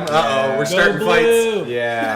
I don't even know if there's any green in our state, but It's all maize and gold, baby. yeah, I have a lot. I had family that went to U of M as well, Sure, 'cause 2 close cousins. But Yeah, definitely U of M. Awesome. All right. Well, good luck this weekend. Yeah, thank you guys. We'll be rooting for you. Yeah, Good seeing thank you. you. Yep. Yeah. Okay. Let's see. Do we have? You got it. Am I doing another giveaway? I am doing another giveaway. Another giveaway? Again? Yeah, we have another giveaway. Okay. This one is on YouTube. So he needs to email community @ right? Okay. Yeah. So Matt Davis on YouTube. You won a signed Wayfarer. You need to email community @ mvpdisports.com, and we will hook you up with a Congrats, signed Wayfarer. Matt Davis. Yeah. Woo. Okay. Next on my schedule. Ooh. All right. We have Raven Newsom. Raven, come The on one, down. the only. buddy. Come on down. We are very excited for you. Oh, I see how it is. You got to enter from this side. He does it his own way. Just all kinds of He's stuff. his own man. No, it's totally fine. Raven, thank you for being here with us. Thank you. Why don't you go ahead and tell the YouTube and Reddit world a little bit about yourself while I pull up some questions. My name's Raven Newsom. I've been playing disc golf since I was 4 years old. Yeah, I grew up with a disc in my hand, and then once I got into college, I started playing professionally, and then I came on tour starting this year, and now and get to see all the cool stops, and I've watched disc golf since I was a kid, so all these kids are like my heroes and idols, so That's awesome. it's been a lot of fun. Don't sell yourself short. You've also made your way onto camera like 4 or 5 times this year by just playing amazingly well. It's been a lot of fun. It's been a good year. Has probably one of the scariest Circle 2 jump putts in the game. I think, yeah, you've got some like. Dead. Are you currently third right now? I'm third in C2 percentages. Third on in tour C2 right now. percentage. Just an absolutely phenomenal Circle 2 He's putt. a ridiculous putt. Yeah. Absolutely phenomenal. At D-Glow, I was 65% from C2. C2. On the tournament, yeah. Woo. Yep, that was fun. Yeah, that's a stat. You're like, I'm proud of that, but also a C2. Well, also single-handedly put me in the cash because the rest of the game. yeah. Don't worry about it. We've got Raven range, man. We've got Yeah, Raven. that's good. Okay, so let's go to questions for you. So, how do you prepare for tournament day? Oh man, there's so many ways to prepare for tournaments, but honestly, it's really crucial to stay calm, understand that it's just another day, and if you sit there and you focus on it being more than it actually is, you can fall off really quickly. So just staying calm, staying happy, and then just eating healthy or drinking your A&W root beer, or whatever it is. Yeah. A&W call us. That's not. You want to be a high-level disc golfer. You Right. need a high-level beverage. Okay, High what level is leverage, your that's smart. current favorite disc? Pyro. Pyro? Yeah. That fast? No question. hesitation. No hesitation. No question. That is the best disc in the game. Awesome. Awesome. And he definitely, like, your forehand Pyro, like, touch game is pretty amazing. It's great. better than the rest of my game. So, Yeah, I got to helps me out. I got to witness. I think I was caddying for you the second round or third round At of. Ledgestone. Yeah, at third Ledgestone. round. And it was like, I was like, so what are you thinking here? And he was like, Pyro. It was just like, it's just, I could have just played that on repeat for like half of his show. Yeah, it was Pyro a lot. Yeah. Okay. Which mold currently not in your bag was the closest to making it? So if you had like a disc, you could be like, I really think about putting this one in, but maybe not. Man, that's tough. Right? Yeah, I guess Crave. A Crave is real close. I off and on put Craves in my bag. I really like the Crave, but I'm finding ones that are too flippy or not flippy enough. So then I have flippy volts that I put in to fill it, and every once in a while I have this like copper Crave that's pretty stable that I like put back in the bag, but it's off and on. Sure. Yeah. Not sure if that answers your question. No, that's cool, yeah, that's it. Yeah, that's Alright. perfect. What was your goal for the 2021 season, and did you accomplish it? So my goal for the 2021 season was to stay above 10-15. And when I started the tour, I started at 10-13. I was like, I'm going to stay above 10-15. I'm playing entirely different elements of golf that I've ever played before. So I'm learning wind golf, learning controlled open golf, learning how to play your discs on different types of fairways, different types of grass, like what's going to happen in the wind a lot of times, especially for putting. I had to make huge adjustments because Circle 1 was what I was best at back home, but then I had to You're change originally from variables. Carolinas, right? Yeah, North Carolina. Yeah, so a lot of woods golf. Lot of you're woods very golf. comfortable in the woods. Yes. As soon as we got to these big open bomber windy places. I had to adjust my game, and I was still able to stay in the top 25 at most of those tournaments, and I was like, all right, now I'm super excited to get to come to the woods side, where it's like, all right, I get to throw hyzer flips again, I get to throw controlled shots again, and it's a lot of fun. Sure. Very So excited. goal was stay above 10-15. Stay above 10-15. What are you at right now? I am 1019. I'm going to bust into 1020s in the next update. So Woo! Yeah. So First time. So now we're gonna have to move that bar. Right now it's 1025. well, that's the goal for next season. Dope. Yeah. Oh, sweet. Dope. Yeah. Dope. Any advice for new disc golfers? So much advice. One, this is the biggest one, and this does not pertain to you playing the game at all. Understand the difference of you're in a group of 10 people and there's a smaller group that needs to play through on a course. Don't be that guy. Don't be that guy. And then if you didn't know that before, it's important to know that. But as far as like playing goes, start with slower discs. Anytime I teach people how to play, it all starts from putters and mids and working your way up. Start with understable discs. If you're learning to forehand understable discs, forehand putters and mids, and work your way up, because the higher the speed the disc, the more aggressive the play is for the hole. So if you can get there at a slower speed, that's the safer play. So just learn how to control putters and mids before you start working into drivers. Absolutely. Yeah. Absolutely. Hang on a sec. My screen went blank. What are your top 3 favorite courses in the Triangle area? Whoa. A local North Carolinian. Yes. East Clayton disc golf course. East Clayton. One of my favorite. Yeah, that's the number one. Diavolo is up there, number 2, and then Middle Creek is my third favorite. It's where my hottest rated round has been. 1085. I shot out there. All right. Pretty good one. All right. So hardest question of the day: waffles or pancakes? Don't It's waffles. Waffles. Yeah. Waffles. Yes. Tied back Yeah, up. waffles and Nutella. Ooh, Nutella. Yeah, have you ever had? No, I've never done You've been Nutella. missing out, man. It's a I'm good telling you. combo. Is it? Yes, it's Yeah. a good one. Coming from a pancake Coming guy. from a pancake man. Just having to shake it off. All right. All right. What is your most proud disc golf moment? Oh man, there's a lot of really proud disc golf moments. Getting onto the lead card at Des Moines Challenge this year. That was a really big moment for me. I had to hit a putt on the last hole from like 40 feet to get to it, and I was pretty sure I was gonna be on chase card. But when I hit the putt, I was like, okay, like this is pretty incredible, and I'm gonna get to be on a lead card at a major event. And this is my first year on tour, and then I did it again in Delaware. Yeah. Yes, you did. But it was pretty exciting, and that was a very, very proud moment for me. I was like, I can do this. Awesome. What tips do you have for circle 2 putts?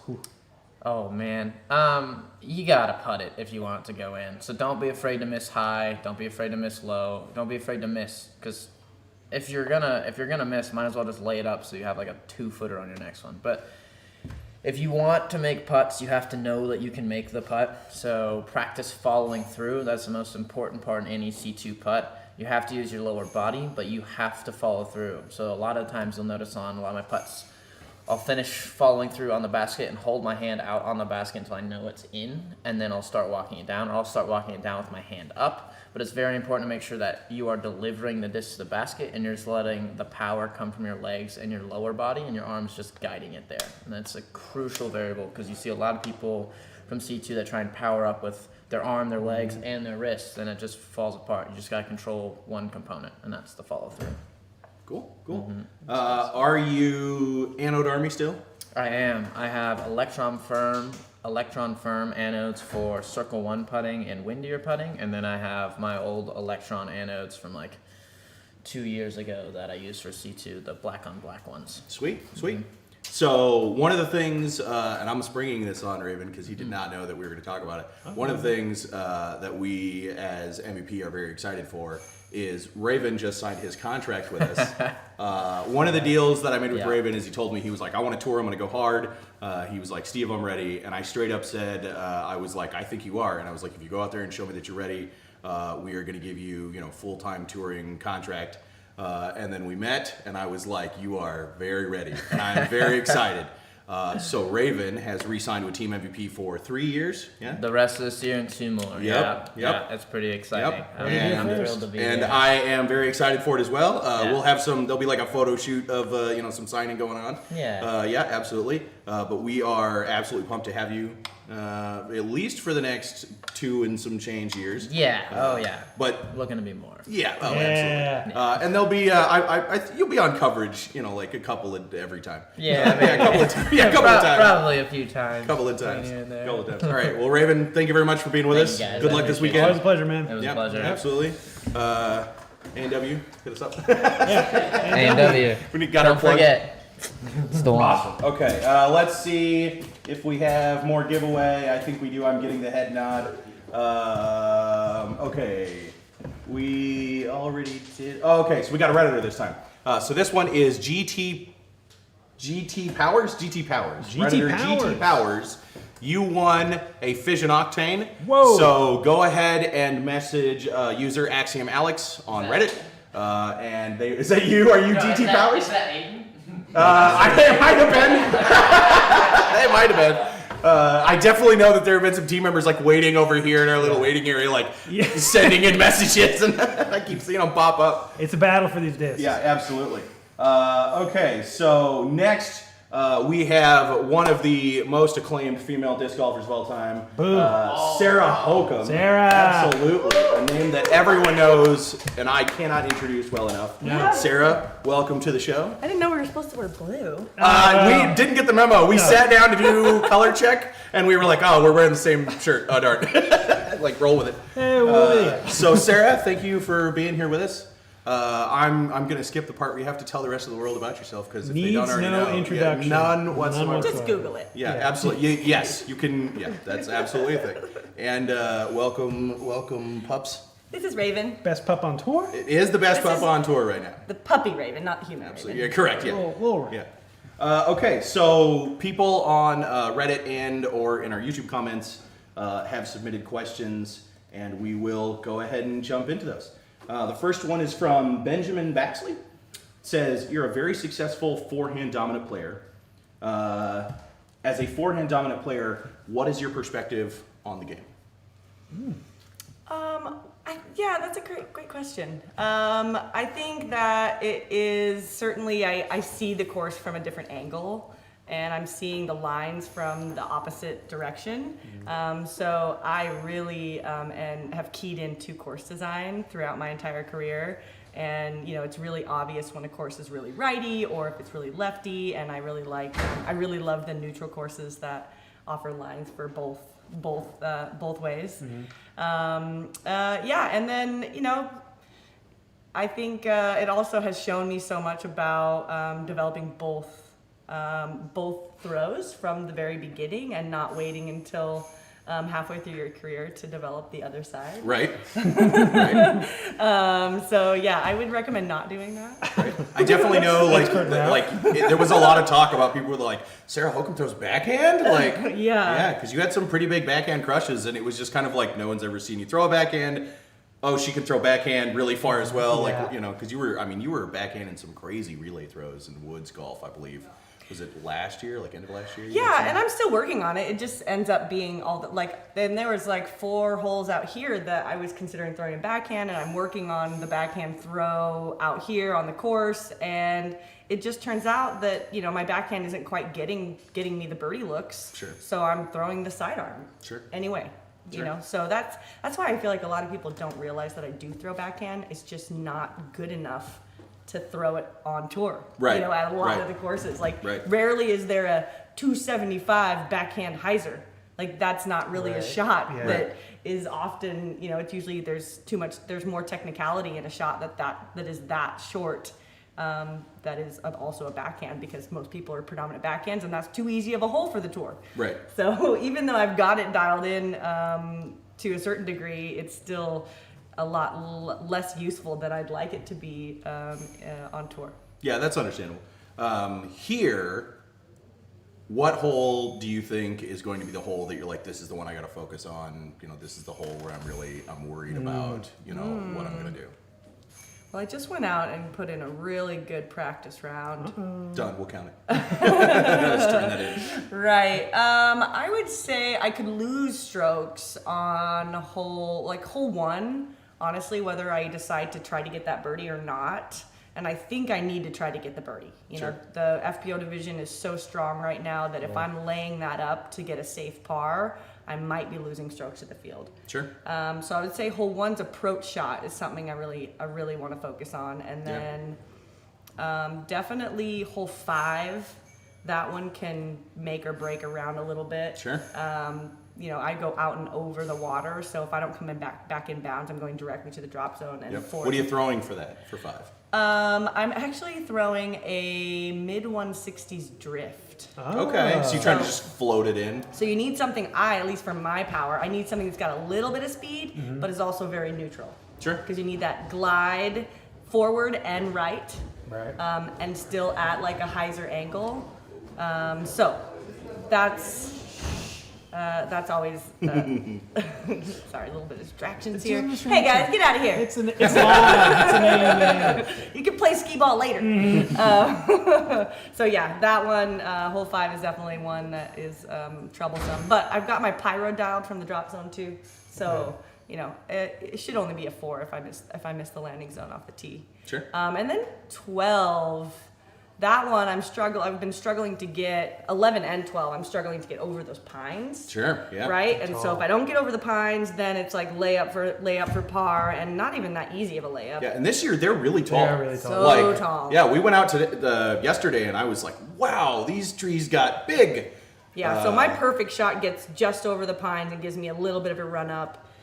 So that'll be, you know, we'll see how it goes. If there's any wind up there, that's going to make that extremely challenging. Hopefully it'll be a tailwind if there is wind. Fingers crossed. Right? And then again, the next hole 12, also getting into a landing zone where you can throw a shot down that hill and have it flex perfectly.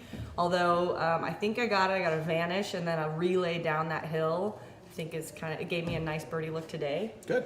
So yeah, those two, I think. 14 is always kind of a struggle. Yep. But I don't know. I've parked it both times I've thrown it. I've thrown a crave just up the road. It finishes straight because the crave is nice and it's got a great finish on the crave. And also it's a little bit uphill, so it skips straight instead of hyzering into the water.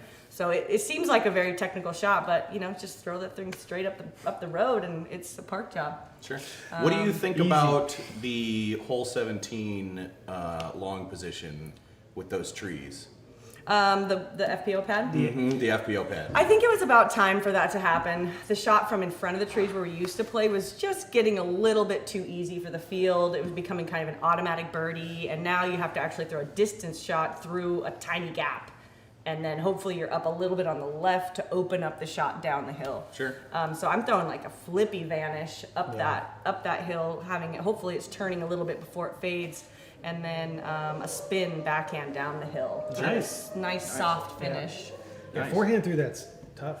Yeah, I mean last year I played on the feature card first round with some baller ladies, and they all hit the tree right off the tee. Oh no! I was like, oh, that's harder than I thought it was going to be.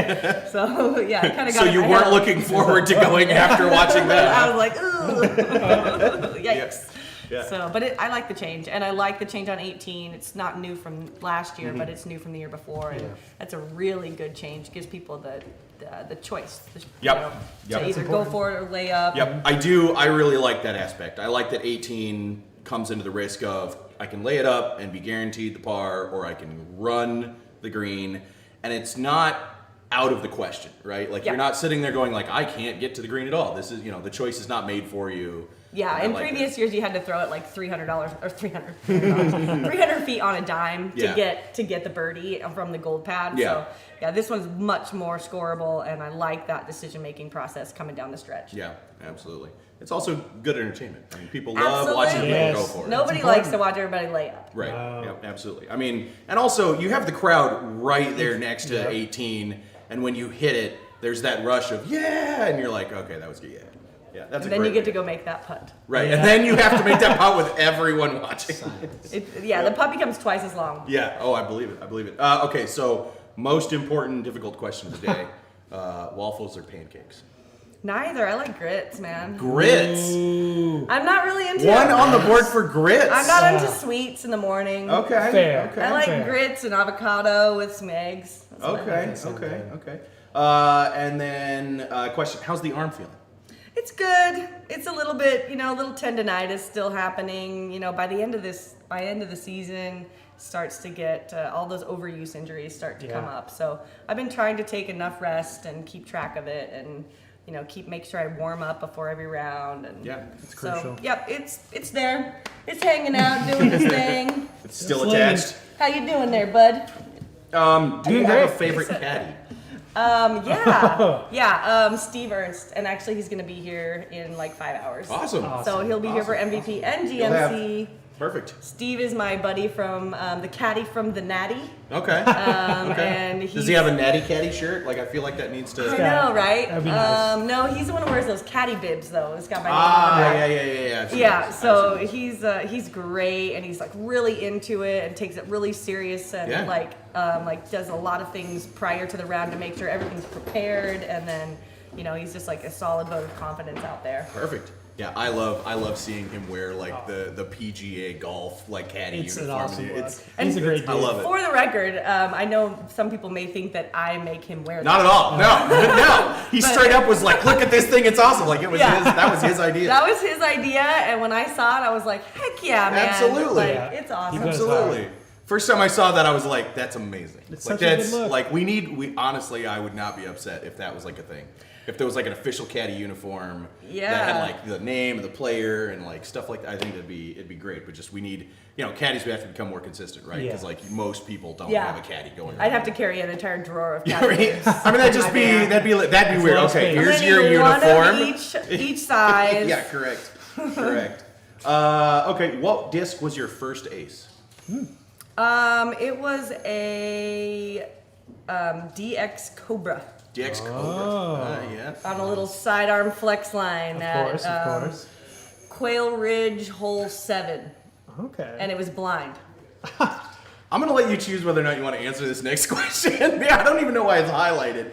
Alex is trying to trick us up here. Where it says, Whoa. "If you were transformed into any animal, which animal would you want to be, and what is one thing you'd like to do with your new animal skill set?" What in the world is going on? YouTube comments It is and an Reddit AMA. comments. Gosh, that's a good question. Okay, I think I would be a goat because they can like eat Greatest of all time? everything, and and I make a really good goat noise. I'm I afraid. already have one. I mean, Should I do it? that's up to you. Yeah. There's All right. zero pressure to do All right, goat you noise. have to watch this too because it's. Okay. Well, we're live. All No right, one's gonna all right, not watch it. All right. So,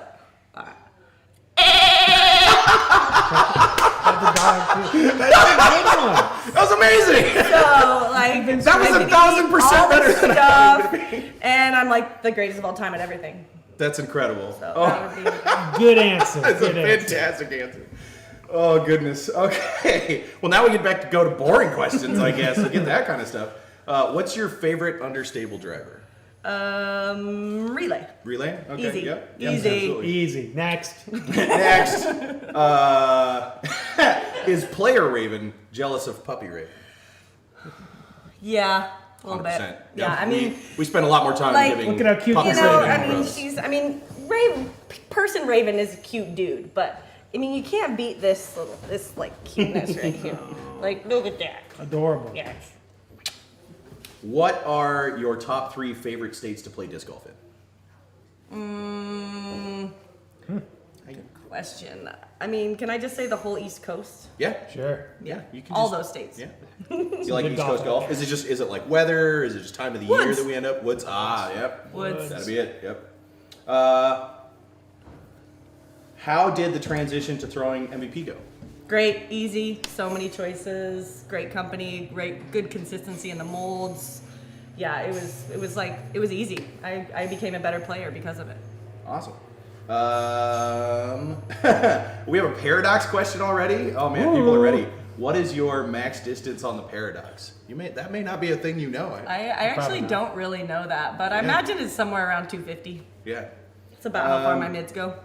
Okay, so this question you just answered, so I'm gonna skip it. It says, "Are you glad to be playing back in the woods?" Yes. Duh. Yep. Big yes. Puppy Raven needs a Glow 2.0 collar. Ooh. Yes, she Whoa, does. Actually, with the amount of times this dog goes running around in the middle of the night, yes. That's a great idea. Absolutely. What breed is Raven? She is a Chihuahua mix, but she's got so many other dogs in her. She's she's got Terrier, Coonhound, Mini Poodle, Lhasa Apso, Malinois Shepherd, and then a bunch of mixed breed other stuff. 40% Chihuahua though. 40% Chihuahua. That's okay. strong percent, yeah. Okay. We have a Pyro question. This has to have been submitted by Player Raven, who's probably downstairs right now watching. It's fuming. Yes, Raven gave me the orange Pyro. It says, is the Pyro a new addition to your bag this year, and how has it helped improve your game? Oh yeah, the Pyro is actually. I thought it was too stable for me before, and I didn't need something that stable. But then I found that it's just like a magnet to the basket. Like I throw it hard and flat, and it just dumps at the pin. So it actually is probably why I won the Vintage Open, Yeah? which is actually the week I put it in my bag. And we were super windy out there, and it just fights through the wind and dumps at the basket. It doesn't ever fly too far. I don't have to be touchy with it. I can just kind of hammer on it. So it's just so predictable. Sure. So the next one is, who do you see as an up-and-comer to watch in the next few years? Well, this could be MPO or FPO. Raven Newsom. Clearly. There it is. Bird Clearly. Boy or Birdman. Birdman. Birdman. We're working on that. Maybe just Raven. Raven's good. Maybe just Raven. Okay. Yeah, of course. Do you have an It's awesome. FPO or FA1 Gosh, player there's that you... so many good FPOs right now. Man, that's a hard choice. Yeah. I mean, gosh.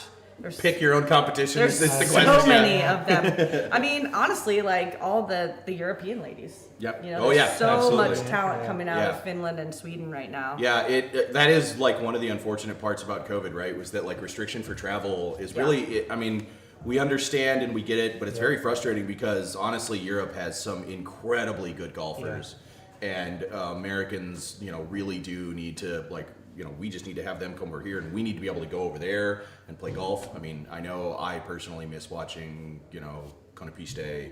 It's an amazing course. It's a fun tournament. I would also shout out Stacy Ronsley. She's got a ton of distance and a lot of drive, and she's been really grinding it out this year. So I think just make some notes. I think and she used to love the Trace. Ooh, all right. So. Well, now it's got your name on it. She better go back to. I know Trace. she's actually sponsored by somebody else right now. We'll fix. Anyway. Okay. Ooh, all right. We were talking about caddies. So when do you see caddies as being mandatory for majors and tour events? Do you think that could be a thing? I don't think that should ever be a thing. Yeah. No. I kind of agree. There's a lot of people who prefer to carry or have their own stuff because it's kind of like a centering place for them, right? Like some people just don't want to have to think about the fact that your bag is wandering around. Yeah. Or, I don't see the point of mandating it. Yeah. Sure. I can see some rules regarding caddies, but mandating that you have to have a caddy, why? Sure. I mean, our golf stuff is also not nearly as heavy as ball golf, for instance, right? Where it's, lugging that thing around all day is, exhausting. Yeah. Although Raven's bag is and pretty Justin Bilodeau, if you're watching this, I'm not caddying for you again this year. I got to hole 7 and was gassed. That bag is Raven sometimes caddies for me, but he won't pull my bag anymore. Oh yeah? He says it's too heavy. Oh. It's don't you worry, Raven, I got this. Yeah. Then You just walk with me and help me with shots. Then I also won't caddy for you. Yeah, you don't want any of that. No, You don't want people that trying to smoke. kill me. It's a Okay. workout and I get a workout and get to play at the same Sure. time. I'm just efficient. Who is your favorite other FPO player to play with? I like to play with almost all of them, honestly. But I would say I really like to play with Holly. Yep. Yeah, she's Yep. a lot of fun. Yep. I enjoy watching her hacky sack whenever there's a. It's it comes out instantly. There's no pause. Oh, there's a break. Hacky sack. Any advice for tweener shots when it's not quite a drive but not quite a putt? What are you thinking and going for?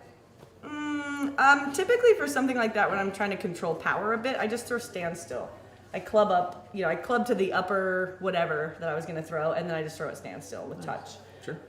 Instead of trying to throw a lower speed disc extra hard, I like to just throw a standstill disc with usually it's going to be a fairway. Yeah. Awesome. And then our last question: when building your bag, how do you choose between similar discs? Could you use that in a sentence? No. How do you use that, or how do you choose between similar discs? There's my sense. you choose?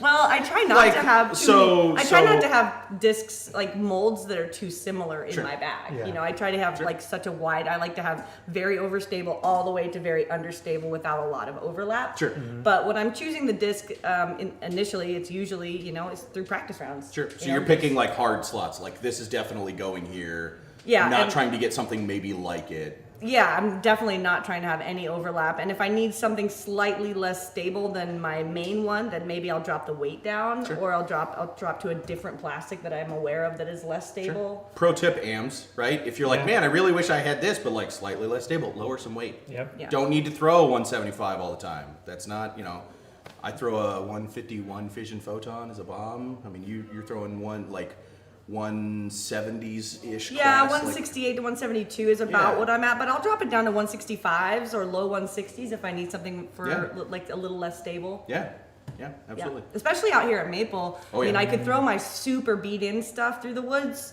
and risk losing them in the water. Yeah. Or I could just drop the weight down with a new one and throw that one that I have no relationship with. Right. Yeah. Speaking specifically of like hole 14. Yeah, Yeah. 14 or 9, even 6, 5, 4 even. Did you see? You saw the change on 4 now, where it's like a platform, like the Oh, the yes, the basket. green. Yeah, the So green much is better. wow. That So much that better. is going to be interesting to see how it gets played because Yeah. it used to be you could run it and then if it hit that backstop, you were like, I'm okay. Yeah. Not having it. You're going to launch off into the water now. Like it's- Yeah, but then also if you hit an early tree, it's much easier to actually land on the green. Absolutely. Where before, or you could even run longer putts Mm-hmm. on the green because before it was guaranteed a 25 footer, but Mm-hmm. now you could actually land on that upper level and have a short comebacker. Oh yeah, because it was sloped the whole way. I mean, if Yeah. you hit the green, you were just going to keep going. Now it's flattened out, but I mean, it's going to be. It's interesting. Like I think they did it for erosion control specifically because That I think makes that sense. whole side was starting to slip in. But I mean, it's definitely going to change the play a little bit. So it'll be. Yeah, I like the change. I think it makes for better golf. Yeah. Oh yeah. It'll be more entertaining for sure. Speaking of which, I gotta go get in that water. Well, Sarah, thank you very much for being with us. We will Thank be you, guys. rooting for you out on the course as always. And yeah, have a good. Cool. I mean, are you practicing today? It's kind of. I already got around it. Oh, perfect. Early Smart. this morning. Perfect. so- More early morning people. Well, you I do what you gotta do when the rain's coming. Right. Okay. We're gonna have a very brief intermission because they got a hot swap cameras. So Bye-bye. the tech team is telling me that we're gonna swap to the mobile device camera 2 here. We're going in just camera a sec. Yeah, we're going camera 2. Ready? Did we already do it? Oh, we already did it. I missed it. We are live on camera too. Right, we're live on camera 2 while media person's hot swap out a battery.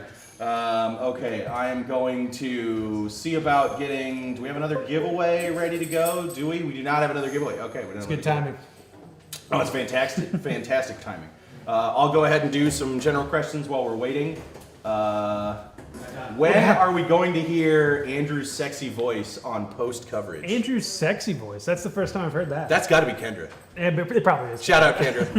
Hey, Kendra. Yeah. Thanks for juicing me up there. And for Steve shooting you back down out of the sky. Like a dead duck. Yeah. Hopefully tomorrow. Awesome. No, I don't. Okay, we're ready? We're ready. We're back on camera 1? Awesome. Then in that case, it is time for the man who doesn't need an introduction, but I'm going to say it anyways in case you don't know who we're talking about. James Jim. Conrad. James. What's up, James? Good to see you, man. Andrew, Nice to how's it going? Good to see you. So, James, we are doing a Reddit AMA, which is an Ask Us Anything. Yeah. People are slinging questions at us, and Cool. Alex is thankfully blocking and collating them all. So I've Thanks, got Alex. a bunch of them on a sheet here. Why don't you tell the internet, like the tiniest amount about yourself in case this is like a viewer's first time learning about world champion James Conrad. What's up, everyone? James Conrad here. This is my first year on Team MVP, and I've been digging it. Was able to pick up my first world championship this year. Yep. First year on the team, Pretty so sweet. very proud of that. And You say pick up so casually. Yeah, I know. I right? picked it up. I picked it up.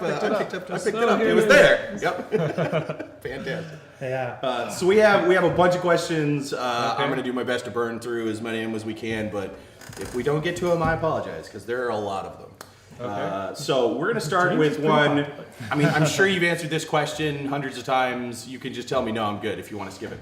But how has your life changed since the shot and becoming world champion? Has it been anything noticeable? I've definitely felt busier. It's been a little bit hectic, but it's just been everything that's made me busy has been like good energy and just people wanting some more of my attention and people, just wanting me on their videos and their practice rounds and these kind of things. So that's been a little bit of a challenge to it. It's been harder to really get in a lot of practice rounds on my own and a lot of time to myself, but it's been a blast. Yeah, I mean, you are a bit of an introvert, so it can probably be a little exhausting having people kind of constantly wanting attention from you. And you're like, definitely. I really don't. Yeah, It's been fun though. So I'm actually, this question wasn't asked, but it's probably a good question. Honestly, like it's like a sign that your wonderful girlfriend Jordan should probably just like run around. But if someone wants to get an autograph from you, or if they want, if they really just want to be like, hey man, you did awesome, I'm really proud or excited or whatever, if they want to do that, when is a good time at an event for them to come and do that, right? Like what's a good place where you can be like, I'm ready to receive people, I'm okay with this attention because like now I'm in a headspace that's like healthy for you, right? Yeah. Obviously, like during the round is not a good time. Yeah, no, absolutely That's a big no-no. No, definitely not during a round. And then it can be overwhelming, like when people like come right up to the van door, or like I'm in there trying to put on my socks and shoes, and that's our home space, and having a little bit of personal space there is good. But I think like during practice rounds, maybe not during the round, but like after practice rounds or after the tournament round. Try to have some time available for the fans. And okay. So if you're watching and you're like, I want to get a signature, I want to come say hi. So after your practice round, would like give you 2 seconds to walk off 18 screen, right? And then after a tournament, you try to make some time, have like a sit down space. We will definitely have something like that for you. It'll probably be, over by like the MVP tent or something like that. Because we're gonna try and have a bunch of players. So one other note about that is sometimes people are a little odd. They're like the whole time they're talking to me, they're saying, "Oh, I'm sorry to bother you. I'm so sorry. I don't want to take up your time." And if we're only to speak for 20 or 30 seconds, and you tell me you're sorry that you're bothering me for pretty much that entire time, that's the only time it really feels uncomfortable for me. You're like putting that out there that you are bothering me, and in reality, if you just want to, say like, well done, like it's a pleasure to meet you or something like that. That's good. It's a lot more comfortable of an interaction for us as pros than someone being like, oh, I'm so sorry to bother you. I know you hate this. And it's like, wait, do I hate this? And am I bothered? And it just makes it. Sure. Thank you for putting feelings in my mouth. Makes it less comfortable for both of us when people come with that kind of energy. That's a good tip, yeah. That's actually a great tip. I don't know if I've ever heard a player like put that out into the world that like, hey, if you want to say hi, like just say hi. Don't, spend a whole time apologizing and then say hi and then apologize a bunch. Yeah. No, that totally makes sense. Okay. Why? I look at my questions and I'm shocked. Okay, we're gonna jump right into it. Minimum. No, I'm not reading that person's name. Do you think you can hold more minis in your hair than Justin Bilodeau can hold in his beard? Oh man. Whoa. Heavy hitter. I feel like I could get like, I don't know, maybe like 5. I don't know. It depends how recently I brushed my hair. Like the less recently I brushed, probably the more it would hold. But I feel like Justin's beard's probably like a little bit like knottier. He ties it at the bottom too, so I feel like he's gonna have like a it's cheating. A bunch. I think absolutely. He's got me. I mean, yeah, potentially.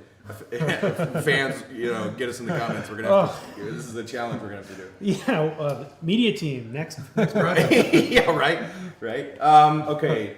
Same person asked, do you believe that your low use of forehand throws holds you back at all or in the future? And do you plan on changing that? I think it's very rare that I'm limited by my lack of forehand power. I'm comfortable throwing forehand for maybe 200 feet or less. And that's usually all you really need as like a scramble or get out of jail card kind of thing. There's certain times where I feel at a slight disadvantage. Iron Hill, for example, it's long holes in the woods, so no matter how good your tee shot is, you're going to have some pretty big shots from the fairway, and out there, it's very likely you're either right behind a tree and have to lean out, or you're on really rocky terrain where I can't really get a good run up for a good backhand shot. So at those times, I might feel like I'm at a slight disadvantage, but I think overall, no, and I don't feel the need to try to incorporate a power forehand into my game. Sure. Yeah, I mean, you kind of are known as like the best backhand dominant only player, and I mean, Right. clearly you make it work, right? Clearly, So, yeah. I mean, Yeah, I think world champion. if I threw a lot of forehands, I'd be that much less comfortable throwing the backhand turnover. So Sure. it's like always a bit of give and take in these kind of Yeah. things. And Yeah. I don't feel like I'm lacking. I do think that's one of the really interesting things about your game too, is because you tend to lean more towards like putters when when you're driving, that you think an awful lot more about like what are putter angle shots that I've got, right? Right. Whereas a lot of players are like when they're playing something, they're going for the spike. It's an interesting shot because nobody else says I'm going to throw this with the intent of letting it stall, because a putter Right. can usually handle a stall and then fall in or float to a thing. I mean, you did it on 16, right? You At aced the Worlds, one yeah. time and then parked it when it mattered. Right. And everybody else was like, nobody's throwing. Throw to the tree, let it run out of speed, That's and true. then just fall down. Yeah. Right. And that's really a thing you can't do with a high-speed driver because it's going to get all squirrely and go weird. But yeah, I mean, you make it work with putters, and so I feel like if you tried to then learn, because when you're forehanding those shots, it's not like that's not a thing you can do. You can't do throw it, let it stall, and fall down. Right. And so you'd have to change the nature of your game a little bit. Yeah. Okay. What is that question? That's Not a lot. a- That's we're a not. big Yeah, one. we're not Yeah. asking that question.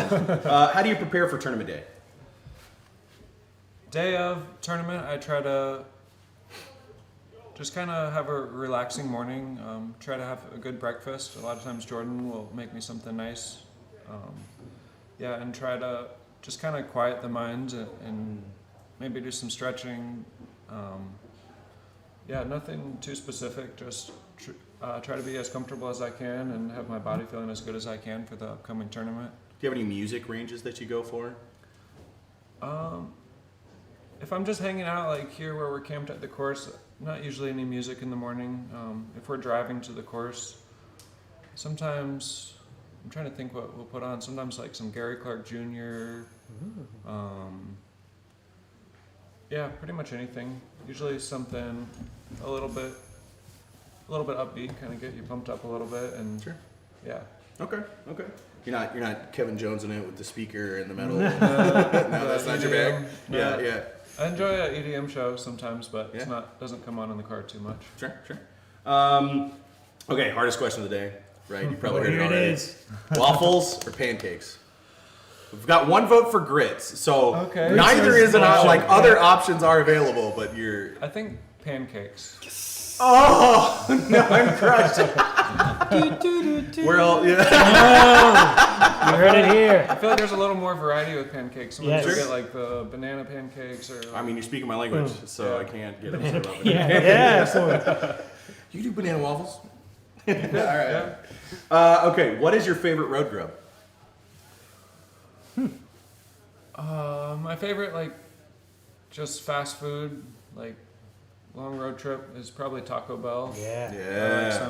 I like their little nacho plates or whatever. Yep. Always hit the spot. Yep. But we don't eat a lot of fast food or anything. Jordan makes a lot of the food that we eat. And shout out to Jordan who's Yeah, sitting over there. She's a very good cook. Yeah, She made us food right before, like right after the James Conrad party that we had, and it was delicious. So Yeah, if you get the She's opportunity killing for a it. Jordan meal, don't do it. it's definitely true. Yeah, she was like, "Oh, I'll cook," and I was like, "Oh, okay, cool." And it was delicious. Yeah. It was delicious. This is an interesting question. Have you enjoyed world champ status? I have. Yeah. Yeah, it's just a good feeling, to know that I was able to win. It wasn't. I wouldn't say I'm particularly. I don't know. I don't care too much about the title, as much as the accomplishment itself. Of Yeah. winning. But Absolutely. And I mean that makes sense. Like saying I'm world champion is one thing, but having done it, right? Right. Like I did it. That's the thing. I've accomplished Yeah. the goal. No better confidence boost. Right. Not that you Yeah, need it, seriously. But like, yeah. Right. Yeah. I think it was Germ, I think, once who said like he would trade in all of his titles for a world champ title. Yeah. Okay. I remember that because people were asking like, because you're actually in the very limited club of people who also has a USDGC win, right? Right. And a world championship. And then was there one more in that conversation? I feel like there was like a trifecta but maybe I'm thinking of something else. But right now, you're one of the few. Is it 6 people that have done that? Yeah, something like that. Yeah, I mean that's pretty intense. And so our next question is, what are you hoping for next? Is there a thing? Are you trying to repeat World Championship? Are you hoping for? Are you planning on winning USDGC this year? Is that? I'd like that. I think it would be really cool to win a major overseas, the European Open or something like yeah, that. actually, that'd be fantastic. That'd be, yeah, I feel like that would be a cool, kind of complete the circuit. US, yeah, World, absolutely. European. World champion, European champion, Disc golf Grand Slam. right? Not Like one year, but- USDGC champion. Grand Slam. Yeah. Actually, that's interesting. Do we know? Chat may know this. Is there someone who's won Worlds and USDGC in the same year? Is that? I believe Paul has. Has Paul done that? Okay. think so. Yeah. I was gonna say because that's got to be an even smaller exclusive club. There was one year, didn't he win like all 4 majors or something? I'm pretty sure. Oh, he did that's Grand- right. yeah, He did. has the Grand Slam stamp. That's right. Okay. There's your next challenge. Grand Slam Okay, stamp. Yeah. Okay. What is your favorite Pacific Northwest course? Ooh, I'd say Milo. I haven't actually played a ton of courses in the Pacific Northwest, but I really enjoy Blue Lake also. I'm trying to, Pier Park was fun, but Milo's great. It's hard for me to pick one course or the other there. I wish if they just like combined it for like one 18-hole layout, I feel like then it would absolutely be number one. But Cool. even as it is, as 2 courses, they're both great. Sure. Okay, so have you always had a really long run up, or was that something that developed over time?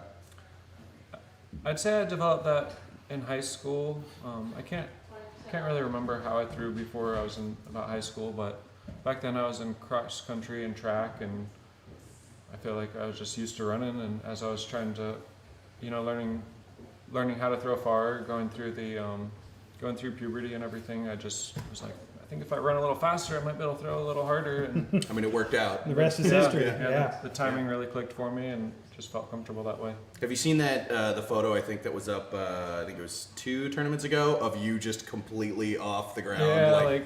Yes. Taking flight. yeah, absolutely. It was like that's commitment, right there. Like that's like James Conrad throws 100%. Full send. Full send indeed. I don't know how I don't hit the deck more often. I know. I'm not gonna lie. Balance is We've been nervous about it a couple times. Like, definitely don't need any Kevin Jones moments out here at all. Like I don't know how. Kevin Jones, shout out to your knee. I don't know how you walked away from that. Strongest The knee in the ace was game. amazing, but holy cow. Yeah, that looked terrifying. Okay. What is your putter grip off the tee? Is it different than any other driving grip? Pretty much any shot that I'm throwing, not actually putting. Right. I power grip. Yeah. Power grip. Same all my power shots. grip like with a driver and with a putter, or do you have to modify it a little bit? It's hard to show without a disc, but I might pull this index finger a little bit away, but Sure, I'm still okay. getting all 4 of the pads of my finger on that inner rim. Sure. Okay. What do you think is your disc right now for max distance? I think maybe the Fission Photon, or I have a Tantrum in the bag that I throw that more for uphill or downwind shots. Just maybe for flat out distance, I think that would probably go the farthest. Sure. So let's throw some teasers out there in the world. All right. We just talked about this information a month or so ago, and it is fine if you want to talk about this info. But what is the next JC line disc that you are looking forward to? So you want to give us names or flight types or anything that you worked with Chad or stuff like that? Do you want to talk about that? Sure. Yeah, we are. The next one is going to be a fairway driver. I think it might be somewhere around speed 8, and really excited for it. I think it's going to be not a ton different from the Volt, but it's just going to be a bit more modern, and it's going to just really suit what I'm looking for, really suit how it's going to fit in my hand, and it should be a great one. Keep your eyes out for that. If you want to tease the name, you can if you want. If you That's don't all want right. to, we'll hold it. Oh, he says that's all right. That's all right. Secrets. Say something later. Okay. And then last thing, Any non-MVP pro you would want to convert to MVP? Woohoo! Let me get my notebook out. Let's see. That's a tough one. We can skip that one. We've got another one here about Okay. instruments, and I think do you play any instruments? I sort of know how to play the guitar. I wouldn't Nice. say I actually play it. I know the chords, and I have one in the van, but it's just really rare that I actually bust it out. Yeah. That's cool. Never quite clicked. I don't know. My rhythm's a little unique, a little bit. It's hard to like match someone's rhythm for me Sure. to an extent. So Sure. just playing around. the James campfire Conrad or resonates something. to his own frequency. Right. That's on brand. I got you. It is very on brand. Jordan, you play that guitar in the background? No, not us. Not at all. Not at all. Okay, awesome. Actually, we can do this one. So you were just at a music festival. What is your current favorite music festival? Ooh. My favorite music festival is Halloween. It's down in Halloween? Florida. Yeah, it's on Halloween weekend. It's down in Swanee. It's a really beautiful park down in Florida, and yeah, they put on a great Halloween festival. Awesome.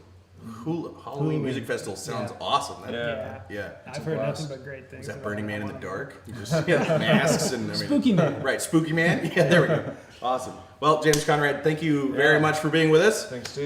Good luck. pleasure. Obviously, you don't need it, but we're rooting for you. Yep. Thank you. Yeah, awesome. you, everyone. Okay, Alex, do we have a giveaway this time? We do? Okay, cool. Okay, so this one's on YouTube. It is Hydroponics. I think that's what it is. Hydroponics. Yep, Hydroponics. Ponix. You won a signed Wayfarer, so email us at community@mvpdisports.com, and our wonderful community manager will take that over for you. Next on our schedule, we have the one and only Matt Dollar. Matty D. Bring it in, Matt. Come on down. Slide this in for you. The slide. You got it from there. Yeah. Oh, nice. What's up? Good to see, See you, man. Good to see you. So, we are doing a Reddit AMA, so people are submitting like live questions. Cool. We've had some submitted on Reddit. We're getting some from YouTube. So tell the world a tiny bit about you while I get questions queued up. I'm Matt Dollar, PDGA number 26045. I've been playing for about 20 years. Racked up almost 600 PDGA tournaments and 140 wins. Woo! Also, I'm the tournament director for maybe about 20 or 25 tournaments so far.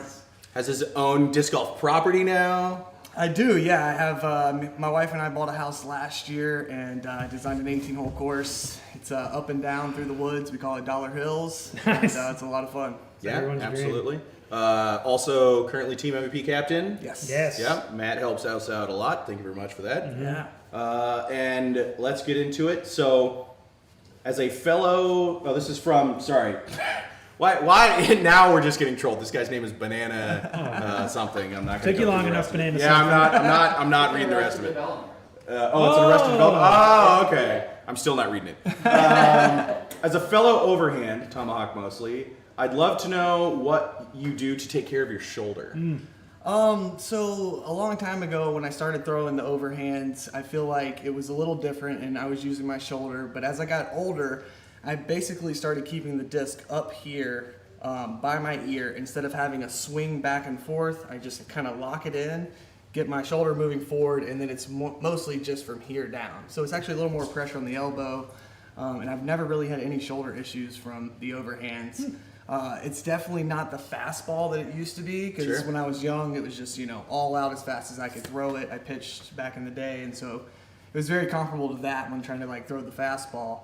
Now it's more about just an accurate type swinging motion that gets the pan out of the disc. Sure. And our discs work really well for big pans. So Yeah. I'm able to move the disc right to left. And if I never want it to come back left, I can do that too, where it kind of just flies like a righty backhand hyzer. But yeah, that's mostly it. It's just the less speed you come out with, but the more just angle, the more the disc will actually pan for you. So Sure. you can make the disc work without throwing near as hard. Yeah, good absolutely. advice. So I remember, was it 2014 Ledgestone? I came up to you with a Volt, and I was like, I'm thumbing this. And you were like, you thumb this? And I was like, yeah. And he's like, this thing's super flippy. And I was like, oh. And he was like, keep thumbing it. And then he wrote Team Thumbers on the bottom of it and handed it back to me. And I was like, yeah, all right. That's awesome. Keep thumbing it. What is your favorite tomahawk disc? Well, thumbers is my main move. I don't Yep. really throw the tomahawks too much. If I throw the tomahawk, it's generally just for like a short, quick flipping movement, and so I'll use my plasma insanity. But for the thumbers, I'm generally using a neutron phase, a very flat phase. A phase? That's where I get Woo! the most distance and most movement. Although the newer runs of the cosmic neutron photons, the ones that are stupid flat, Yeah. they also will hold a big pan, so I'm able to get some distance on those. I haven't really tried distance thumbers with them yet, Sure. but I carry those in a little bit lighter weights. Sure. And so if I'm like just trying to pitch out of the woods and not throw hard, you get a little extra distance with less power. Sure, that makes sense. What is your go-to pre-round, like, what is it, warm-up? What do you do pre-round? It varies a lot. Sometimes I don't feel the need to throw a ton of shots. If it's a course where I'm not having to throw a driver really hard the whole time, then usually I'll just do a little bit of putting and some short throws with my putters and mid-ranges. If I am going to be throwing overhands or sidearms that day, I'll definitely do a bunch of little 100 to 200 foot pitch around shots with those before I ever try to throw one, like for real in competition. Sure. Okay, most difficult question of the day. Here it is. You heard it already. Waffles or pancakes? Oh, waffles. Waffles for me. Tied it back up. This is a tight race. It is a very tight race. Yeah, extra points for some blueberries or chocolate chips on Oh, that yeah, day. absolutely. Well, that's the thing with waffles, man. Anything goes good on a waffle. Yeah, with the pancake, you kind of have to get it inside. That's what I'm You saying. do have That's to what I'm get it saying. inside. Right? Yeah, You put yeah. stuff on a pancake, it just falls off. It, You know, toppings run off. You have a It's shorter the window one of weakness. greatness. Yeah, You definitely do. You have a very shorter window of greatness. Oh, but it's a delicious meal. So somebody must know you. We're gonna get to some YouTube questions. What was Matt's go-to takedown in college wrestling? Ooh. Usually it was get taken down and then get a reversal. I'm not gonna lie, I wasn't the best on my feet. So Sure. I did most of my good work on the mat. Sure. A good question though. Yeah. What's your favorite course in Georgia? I would say North Georgia Canopy Tours, also commonly referred to as Lula, because it's in Lula, Georgia. That's just a very special place to me, and it's where I run my biggest tournament every year, the Georgia Flying Disc Festival. Yep. And it's a private course. They're actually expanding and putting in a second course now. Awesome. So hopefully. So is Flying Disc going to expand and? Yes. I'm not sure if we'll be able to have the second course ready for this year, Sure. but we're looking to expand it into a two-field A-tier. Awesome. Eventually. So hopefully next year or the year after we'll be moving to an A-tier with that. Awesome. That'll be The super. pandemic definitely derailed the the speed with which we wanted to move to an A tier with Yeah, that. absolutely. So, Yeah. but we still have lofty goals for it, and that's Sweet. just the best place to do it because it's all disc golf land now, and now the Canopy Tours actually closed the zip lines. Sure. And it's just a great place for disc golf. Awesome. That sounds exciting. How are you adjusting to dad life? Oh yeah! Also, Congratulations. Yeah, Thank you. congrats. Thank Congrats. you. Welcome to dad life. It was quite the adjustment, especially because pre-pandemic I was traveling almost all the time, and now that we have our child, my son Theo, I get to spend him. Yes, Theo. That's a great name. I get to spend time with him during the week while my wife works, so it's a big change on my weekly. Weekday schedule, I guess, but I'm still playing disc golf every weekend just about. I would say I'm even playing more tournaments now than before, and it's because that's my time to get away and go play, and also my job. So and it's been really effective. I haven't been able to tour as much, but I've got 13 wins this year. Right. I'm just straight slaying it. I would really like to. One of my big goals is to get to 200 MPO wins eventually, and I'll be eligible for Masters year after next. So that will take away some opportunities for MPO wins. Prep yourself, so Masters division. Matt Dollar is coming for you. He's coming for Yes. you. Matt Dollar is coming for you. I cannot wait for big Masters events. You play. The courses are much more suited to my skill set. I'm really good at blue level courses and even up to gold level. But once you get above that to the elite level courses, it definitely doesn't suit my gameplay, and I have to, try and stretch out my game plan a lot. And so I'm excited for Masters majors. Sweet, sweet, Yeah. sweet. We already had this one. How do you? Ooh, all right. Here's an interesting one. How do you get a city behind you in building a course? It's a good question. It's a tough question, You know, I honestly. think the best thing to do is to put on free clinics, or contact them about maybe doing clinics for kids and stuff, because that's really how. If you're willing to donate your time to grow the sport, especially with kids and stuff like that, then that's really a good way for cities and counties and rec departments to see that this is something that we have someone who will give their time and help out locally, and the kids obviously are going to enjoy it, and so then you just create more things for kids to do, good things for kids to do. That's big. Absolutely. Awesome. So, last question out here. What hole are you looking at and being like, okay, that's the hole I got to get past, and then after that, we're smooth sailing? Boy, there's a number of them. Hole 1, hole 2, hole 3, hole 5. I would say for me, there's good scoring opportunities at the beginning of the round. Sure. Hole 5 is always one of those holes where it's almost like you get a 2 or you get a 4, Right. and so that's right. one You you're either always land like, it and get the birdie, or you don't. Yeah, that 5, 6, 7 stretch is really important, because if you can get that 2 on 5 and then get your 3s on 6 and 7, that's just a stretch where you can take some numbers. So normally I would have said that, but this year with the new hole 8, I would say it's probably that for me. The good thing is, if I do throw it in the lake, I'll get a chance to go to the drop zone and maybe save a par. Sure. Although you can definitely putt it back into the water from there. Right. But You're a good downtown putter, though. You should be. Oh yeah, I mean full send every Yeah, time. I'm there, absolutely, which yeah. means that I'll make a lot, but I'll probably putt it into the water. Absolutely. If I putt there 3 times, one of them might go in the water. numbers game. So I would definitely like to get inbounds on that. So Sure. that's the focus hole I would say right now. Awesome. Well, you're gonna have the 8 holes there this year. I believe. Yes. So it is gonna be an intense hole 8. Yes. Even with the change. So If yeah. there's a cross headwind there, those people are Oh, going to my get so goodness. much entertainment. Oh my goodness. There's gonna be a lot of discs in the water this tournament. Absolutely. If there's any wind at all, there's gonna be a lot of A discs. record number of discs in the water. Absolutely. Yeah. Shout out. I've got 2 in there. So if the squids are coming, there's a fission wave, a fission photon. I've seen some other. Yeah. They haven't claimed any from me yet. but Okay. Good. We'll see. All right. Knock on wood. Thank you very much, man. Absolutely. It was good having you. We'll Thank be you, rooting for gentlemen. Yeah. Good luck this weekend. Thank you very much. Alex. No, we do not have another giveaway. Okay, then I'm going to cruise right into the next person on the schedule. And we have Johnathon Matlack, right? Yeah. John he's here. Matlack. What up, Matt? How are you doing today? Pretty good. How are you? Good. Thank you. Awesome. On in. So, like we said before, we're doing a Reddit AMA, so people have been asking us questions. They submitted them early, and then there are people also submitting them on YouTube. So why don't you tell the world a little bit about yourself while I get questions for you? Sure.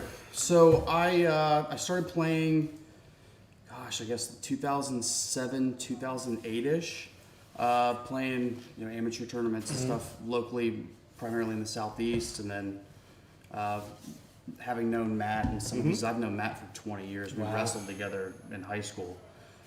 Started traveling around, playing more tournaments, playing some bigger stuff. You're one of the guys putting him on his back on the mat. No, we were never in the same weight class. Oh, okay. I was always quite a bit smaller than Matt. I wrestled more like 130 to 145. Yeah. Okay. Matt was one of the big boys. I couldn't push him around back No, I got you. I got you. What was your go-to wrestling move? Oh man.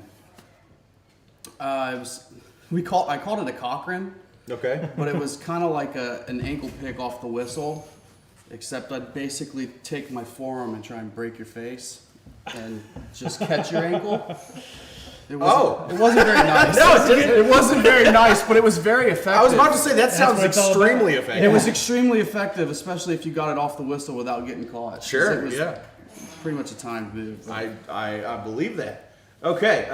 So, question for you: how do you prepare for tournament day? It differs. I think it depends on the course type. Some of the longer courses, if I get multiple days on the course, I might take the day off like the day before. Okay. Smart. It really depends. Like a place like this, you kind of get a game plan and you don't really need to throw a million shots anymore. Yeah. And if the wind or whatever, you can adjust. But I don't do a whole lot, to be honest. Sure. I have a regular 9-to-5 job, so What do you do for your job? I'm in sales, so I work for a faux leather and fabric manufacturer. Cool. So we sell for like hospitality industries. So I don't do as much practicing as I probably should. Sure. Especially when I'm on the road. Luckily, COVID has kind of stopped my travel to a complete halt for the last 2 years. But, Yep. Understandable entirely. Yep. I try to play when I can, but a lot of times I'm in major cities. There's not a lot of courses when you're in downtown Chicago. Right. Things like that. So yeah, especially when you're limited. Like if you have the rental or something like that. Like if it's not you driving your own POV, you gotta what's within reasonable distance. Exactly. Although some towns, there's some destination courses. I'll try and make sure I have at least 2 or 3 discs in the bag. Absolutely. Yeah. But it's. I would say the most important thing for me before any tournament is I try to get a couple of days with 20 to 30, 35-minute sessions of putting. You don't really forget how to throw the disc, but that putting sure does go away pretty quick if you're not doing it Sure, I on got a you. regular basis. What are you putting with right now? Right now I'm putting with Firm Ions. Ooh, Team Ion. So I've actually... Anode Army just went down one. I know, Anode Army. Putting and throwing ions, actually. Okay. All right. So it's been a favorite of mine. Awesome. Okay, so the most difficult question of the day. Sure. Waffles or pancakes? Oh, man. I have to be a waffle guy. No. I mean, I grew up on Waffle House. Oh, that's true. See that. You get I the prefer pecans Waffle House, in yeah. there, and I don't think I'm allowed to eat them anymore, but Big Pecan said no. I just did an allergy test. I'm allergic to everything. Oh no. That sucks. But they're delicious. Just They are delicious. all the butter and the EpiPen and go. Is God, that's they're the so plan. good. That's the plan. Yeah. I understand. All right, so Waffles. We're up overtaken. 1. I think we're up overtaken. 1. I think we're up 1. Okay. Hero's journey. So, do you feel having more time prior to an event is necessary, or the week leading up to an event is just part of the game? So like all the prep time that you might think about, because you were talking about you don't really get as much. Yeah. But do you think that it would make you a better golfer if you had more time? Personally, yeah. I think for myself, for the big, and whenever I go play any of the Pro Tour events, which I try to do as many as I can. Obviously, the last couple of years with COVID, I haven't played as many as I would like, but I try to get there a week early. I really want to get 3 or 4 good rounds in, so I have a real game plan on what I intend to do. Sure. So obviously when you're practicing, right? Good round is a good practice round is relative. Sure. So, but what are you looking for when you're out there practicing to feel good about a round, right? Are you trying to just find your lines? Are you trying to feel confident about each hole, or combination of those things? I'd say a combination. I like to not just pick lines, but try and really break down the hole and know where my misses are and where I want to be, so that I'm taking the highest percentage shot that I can throw in that spot. Because and it depends on tour now. You watch it, and some of these things, it's just throw it as far as you can. Yep. There's plenty of room. Yeah. Some courses have more OB. Out here, there's not as much of the throw it as far as you can. Right. And it'll only benefit you on a couple of holes, really. Right. It's much more accuracy, which is my kind of golf. I like it. Still par 4s, still par 5s, still get to bomb it a little bit, even though I don't throw it as far as some of these guys anymore. But I'm only a couple of years behind him. I think I've only got 4 years before I can play Masters. All right. I don't know who sent this question in, and we're gonna have to get a face to this name. How do you manage not getting mobbed in public with that spectacular mustache? Well, honestly, nobody knows it's there because I'm wearing a mask all the time. That's fair. I had the beard going into COVID still. I shaved it off recently. My fiance finally got me to get rid of it. So, yeah. It was time. I was ready. You couldn't take that But mustache. you kept the stash, right? Kept the stash for Kept a the little stash. while. Perfect. Is the stash here to stay, or is she For debating? now, I might do a beard for a while. I might go clean. I don't know. I I like got to mix it up every once in a while. Nice. Anyway. I gotcha. So we have, as a working stiff, how much practice time do you get during the week? Right now, on the course, not as much as I would like. In my actual yard putting, I've been putting almost every day. There's a couple of days I'll miss here and there. Throwing, not every single day, 2 times a week maybe for practice. Sure. And then our last question, which I don't know if there's a joke here, but apparently it's being made. It says, ever consider just showing up to a GK skins match and pretending to be Luke Humphreys? Sure. That would be a good Halloween I think costume. Matt is over there submitting questions. I would do it. Why not? I mean, what are they gonna do? Tell me to leave? No, you're Luke Humphreys. Here. So which one? I'm Luke. Yeah. What's up? We'd have to, Luke, if you're watching, there's no intent to Highlander you whatsoever. That definitely won't happen. Right? Yeah. Awesome. Well, Awesome. Jonathan, thank you very much Thank for you being so a part much of it. for having me, guys. Absolutely. Absolutely. man. Good luck this weekend. Thank you so much. Okay. It looks like I'm being told we have a giveaway. Another giveaway. We do. Who's the lucky? This is Redditor _Universal. You have won a signed Wayfair Envy. So go ahead and PM Axiom_Alex, and he will get that Wayfair Envy off to you. Awesome. Enjoy. Next on our schedule, we have Jeff Hinkley. Jeff Hinkley. Win zone. Yeah. Awesome. We got a chair for you. And you got it. Scooch you up here. A little scooch. Awesome, perfect. So, Jeff, we are doing what's called a Reddit AMA. Basically, people have submitted questions to us in a live environment, and we are answering them. So you're live right now to the YouTube and Reddit world. Why don't you tell them a little bit about yourself while I get your questions pulled up? All right. Well, my name is Jeff Hinkley. I live in Turner, Maine, and I started playing disc golf in 2000. I stopped in 2006, joined the military, picked it back up in 2012, and been continuing ever since. Awesome. What branch of the military were you in? The only one that matters, the Army. Couple Army guys over here. Yeah, buddy. All right. Okay, so what do you do to prepare for a tournament?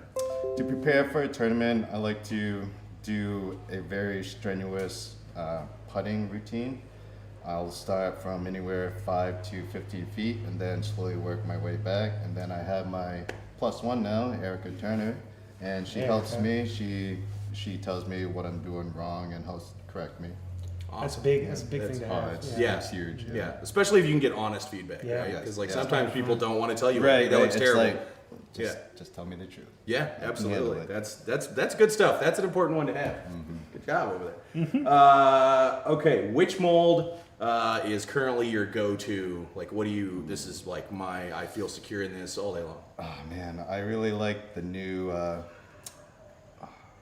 is that? It's the Insanity, but the Cosmic. Yeah. Cosmic. Yeah. Yes. Yeah. Yeah. I really like those. For my arm speed, it slowed down quite immensely since last time we've talked. Sure. I started bagging waves. Okay. Yeah. All right. Insanities, craves.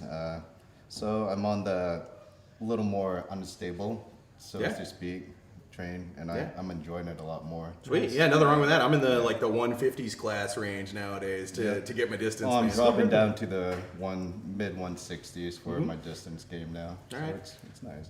So putting. Putting. What are you putting with? I just recently switched over to the R2 spins. Yeah, an R2 man. Yeah, All right. yeah, I really like it. It's nice and tacky. It is definitely tacky. It just flies exactly how I want the spin to. Cool. That's exactly how I imagined it to. Sure. And Were you putting with Electron or other premium plastic spins beforehand? No, I was not. Yeah, what were you putting for before that? I putted with the Pilot. Oh, This might be the only person to go from Pilot Yeah. to spin. Yeah. All right, cool. So you've got the R2 and that's your putter. Do you also throw a spin? I do. Yeah. Yes. Awesome. Yeah. Yeah, I'm a big it fan of just that. complements everything that I'm looking for with a nice finesse game.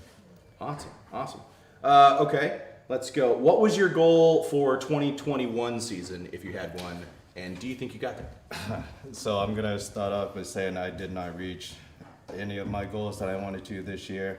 There's a lot of things happening in the back scene, and Sure. Eric and we had to step away from the social media aspect and the disc golf scene Yeah.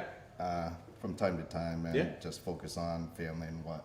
I mean, family is what really extremely matters, important, man. right. If family life behind you is chaos, like disc golf is difficult. Exactly. Yeah, It's and just it showed in my game. You know, my ratings plummeted. I really wanted to strive to be 990 consistently this year, and I've only dropped down to in the 960s now. sure. But you know, it's only going to get better. Yeah. So the plan is 2022 growth. Yes, Awesome. absolutely. Nice. Awesome. We're getting some Army questions in here, but I'm going to go back to the most difficult question of the day. Oh boy. Waffles or pancakes? All right.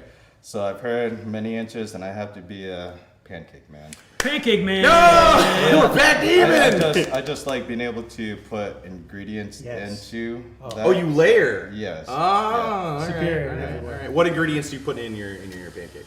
Well, Not waffles. Erica likes chocolate chips and peanut butter, so we definitely peanut have butter to work person. that. It's a good combo. Yeah. And she's getting us into more healthier foods and whatnot. Sure. So we're doing protein, Oh, Okay. cool. Yeah. pancakes and whatnot. Sweet. I'm imagining, that Taco Bell commercial with a bunch of like Beachbody dudes that are protein. Protein. That's I love that. Okay, so we got a military question for you. What was your MOS? 11 Bravo. 11 Bravo. No hesitation. That is infantry, for those of you wondering. The backbone of the United States military. What was some of your go-to courses in Maine?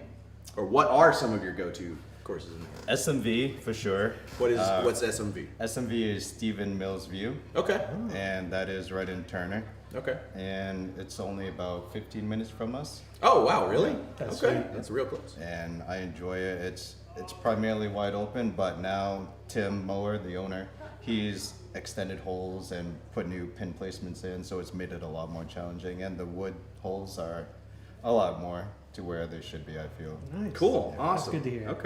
Okay. What advice would you have for new disc golfers? For new disc golfers, you need to think about what you really want out of this. Do you want to do it professionally? Do you want to do it recreationally? Do you want to do it as a fun hobby? And do you want to bring your family, if you have a family, into it? You need to look at all the aspects of it, and then go out with people who know what they're doing, and go out with new people and figure out where you stand and go from there. Just have fun with it. Awesome. That's great.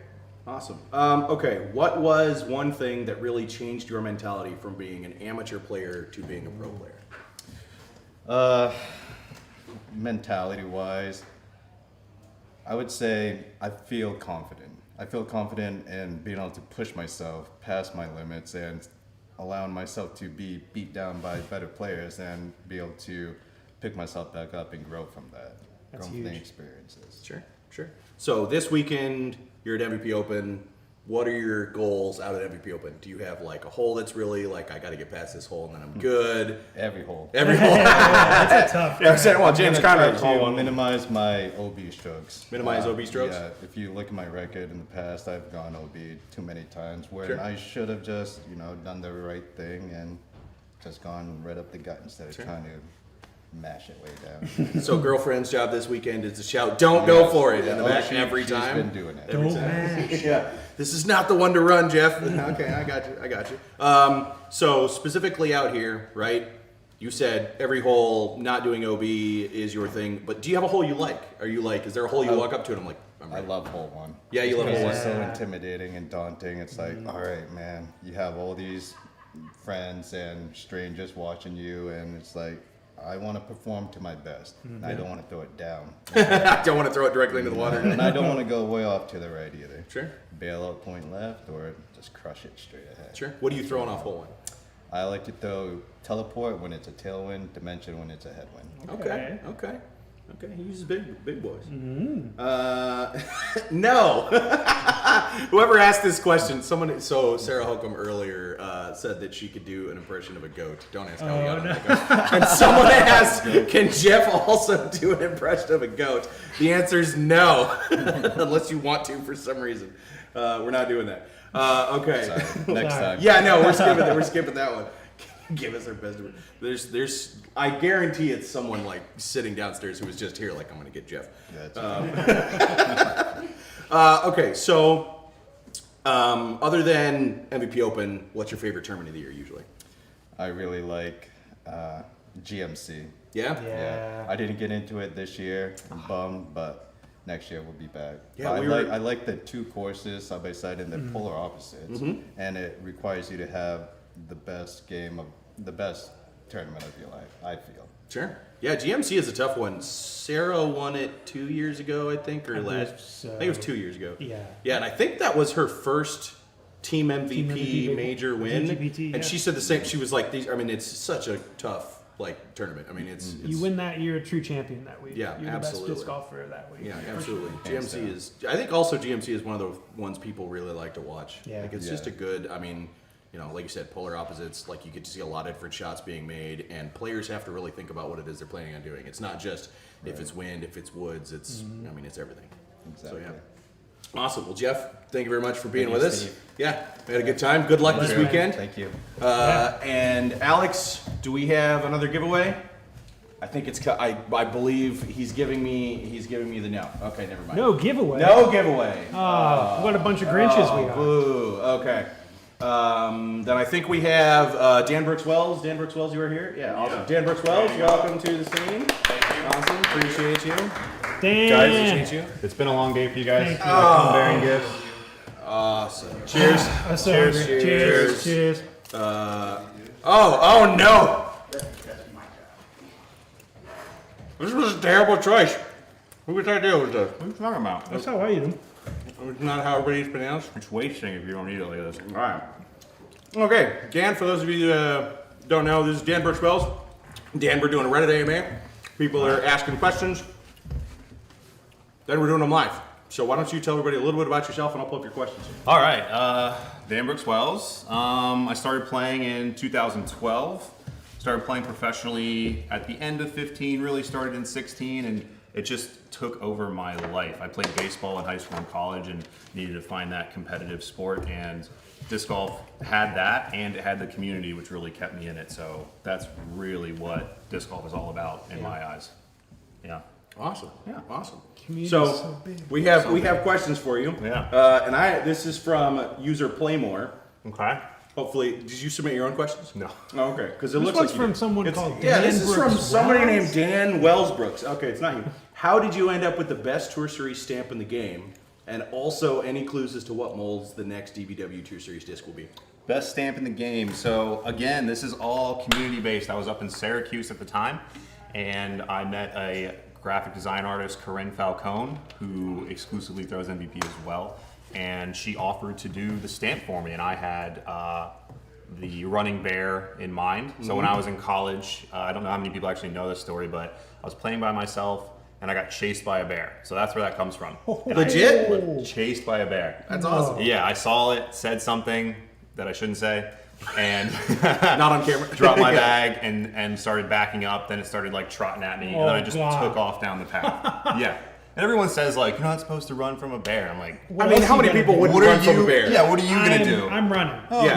just sit down and let it. I don't Well, know. the worst part I was is far it's, enough away. it's only certain bears you're supposed to like play dead. Okay. Right? Black like, bear. yeah, I think that's I think it's black bear because like grizzly bears will just walk up and be like, and just yeah, correct. get you anyway. Yeah, correct. Yeah, so I ran into Yeah. someone on another tee pad and was yelling bear, and it took another path. But they introduced me to the Lehigh Valley club scene, and then it got me into competitions that way. And so it's my, I guess, tribute to the bear. Giving back it to like the chased bears. me into the Steering to disc chased golf. me into the competitive mode of disc golf. And So somebody out there has a completely different memory of this story. So I was teeing off, and this guy ran out of the woods, screaming bear, ran right past me. I just kept going. I never saw it. gosh. Yeah, I never saw it. I took a picture of it. They You had took it. a picture of They it? took a picture of it, like, because it was coming down the path and it took like another tee. Oh, okay. Oh, someone else took, but you weren't Oh, like I drop was- the bag, I was like- snap a photo, was the turns around, fastest what's up? I It's ever your boy ran. Dan Brooks. Well, Yeah. about to get eaten by this Running bear. bear. Recording live. I think it's a joke. Yeah. Yeah, correct. So yeah, next molds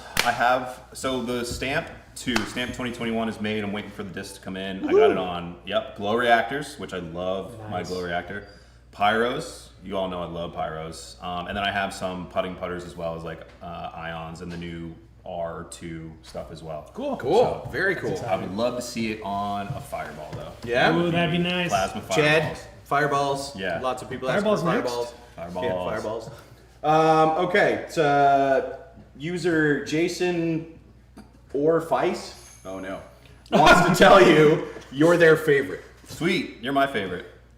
Okay, then hardest question of the day: Sure. waffles or pancakes? Welcome Pancakes. to the Thunderdome. No! Yeah. Are we back to even, or did you just go up I one? think we're up one I now. think pancakes went up one. maybe two. No. Maybe 6? Why does this cause so many arguments? I don't know, but I'm glad it does. It was like one of the questions that was on here too, and I legitimately didn't think this was going to be a thing. I thought it was going to be waffles all day, but it's pancakes. Like It's split. pancakes all No, day. it's pancakes. Oh. Maybe it's where you grow up. I gotta tell you, I was asked this on a first date. Really? And it was a big argument. Legit. Yeah. People have firm opinions on this. It's one of those things. Yeah, that's crazy to me. Yeah. All right. Okay. Have you left your corporate job to be able to focus on touring? Having left your corporate job. Sorry, reading's hard.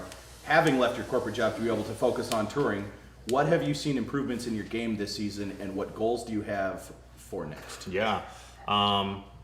So that was scary, quitting that corporate job. Yeah. But it was necessary in my life. So I've definitely seen a little bit of extra distance.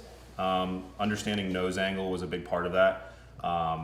Playing these courses out here, you have to have at least like 420 feet worth of distance to even cash, I would say. Sure. So getting distance is one of them, and then putting within 45 feet.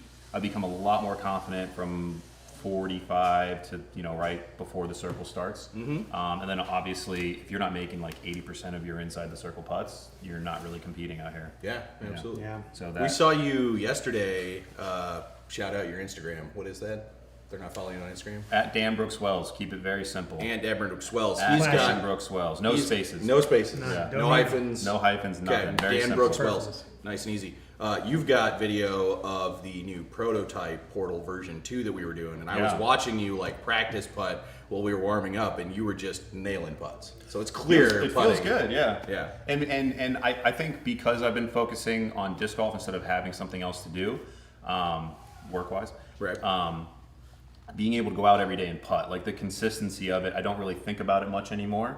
You know what I mean? If you can get it down to a science like that, and just muscle memory. Sure. I remember Wysocki talking about that when he decided he wanted to become a pro. He would just putt for hours because he's like, I need to get this muscle memory down. Right. And that's really a lot of what it is. Sure. Yeah. Sure. So you must have some fans on here because someone says, what was the biggest thing that you took from baseball into disc golf? Somebody must know you played baseball. Yeah. In baseball, one of my coaches talked about hitting. I was always a very good hitter, and he called it controlled violence. Hitting is controlled violence. And I took that with the throw, and you see a lot. I know like James does his big run up. He's very comfortable with it. He has very good timing with it. And that just didn't work for me. So my approach was controlled violence of making sure the footwork is right. And then as soon as you go to your reach back, that's when the violence starts. And you're pulling hard through the zone. So I'd say just the controlled violence, like control first and then the power comes later. So, so to interpret, you may be absolutely amazing in front of the mic doing, we just had a mic'd up practice round. You're a fantastic front man. Thank you. But the moment you reach back and grip and lock in the course, just a string of swear words. That's pretty much it. Yeah. Complete total violence. Yeah, I say it under my breath. Oh, perfect. Yeah. Okay. I don't wanna We're gonna have slow to work on that mic'd up practice round.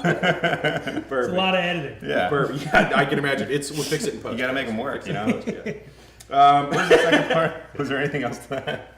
No, that was to say something else. But I didn't say it. No.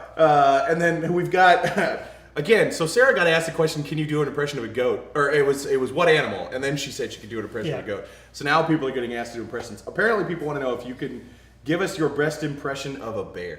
You can feel free to skip this. Man, They're pretty solid. I haven't practiced this. No, this is truly off the cuff. I feel like Yeah, someone just no, wants to they make, didn't like, a get meme these of it. questions They ahead of do. time. They We're taking these 100%. questions live. You could be like, I'm not doing an impression of a bear. It's an ask me anything, not an answer me anything. That's exactly right. You don't have to answer all. Bears eat a lot, right? They do. That's my best impression of a bear. Perfect. Just eating a lot. Eating. Going to town. Okay. Sleeping, too. So you're here at MVP Open, Yeah. right? You've gotten some practice rounds in. Sure. What hole are you looking at going, got to get past this hole, or got to this is the hole I got to really like pay my attention to, and then I'm good? There's a few holes out here that you just want to play for par. Like some of them play like 3.5, like hole 6. Yeah. If I par that hole every time this week, it'll outdo my goals. Honestly, if I bogey it once, I'll be okay. Yeah. A lot of people take 6s on that hole. Yeah. So Oh, yeah. getting by that, I think 6 and 7 might be the toughest back-to-back holes maybe on tour. Honestly, maybe before Northwoods Black. But Yeah. now that that's a thing.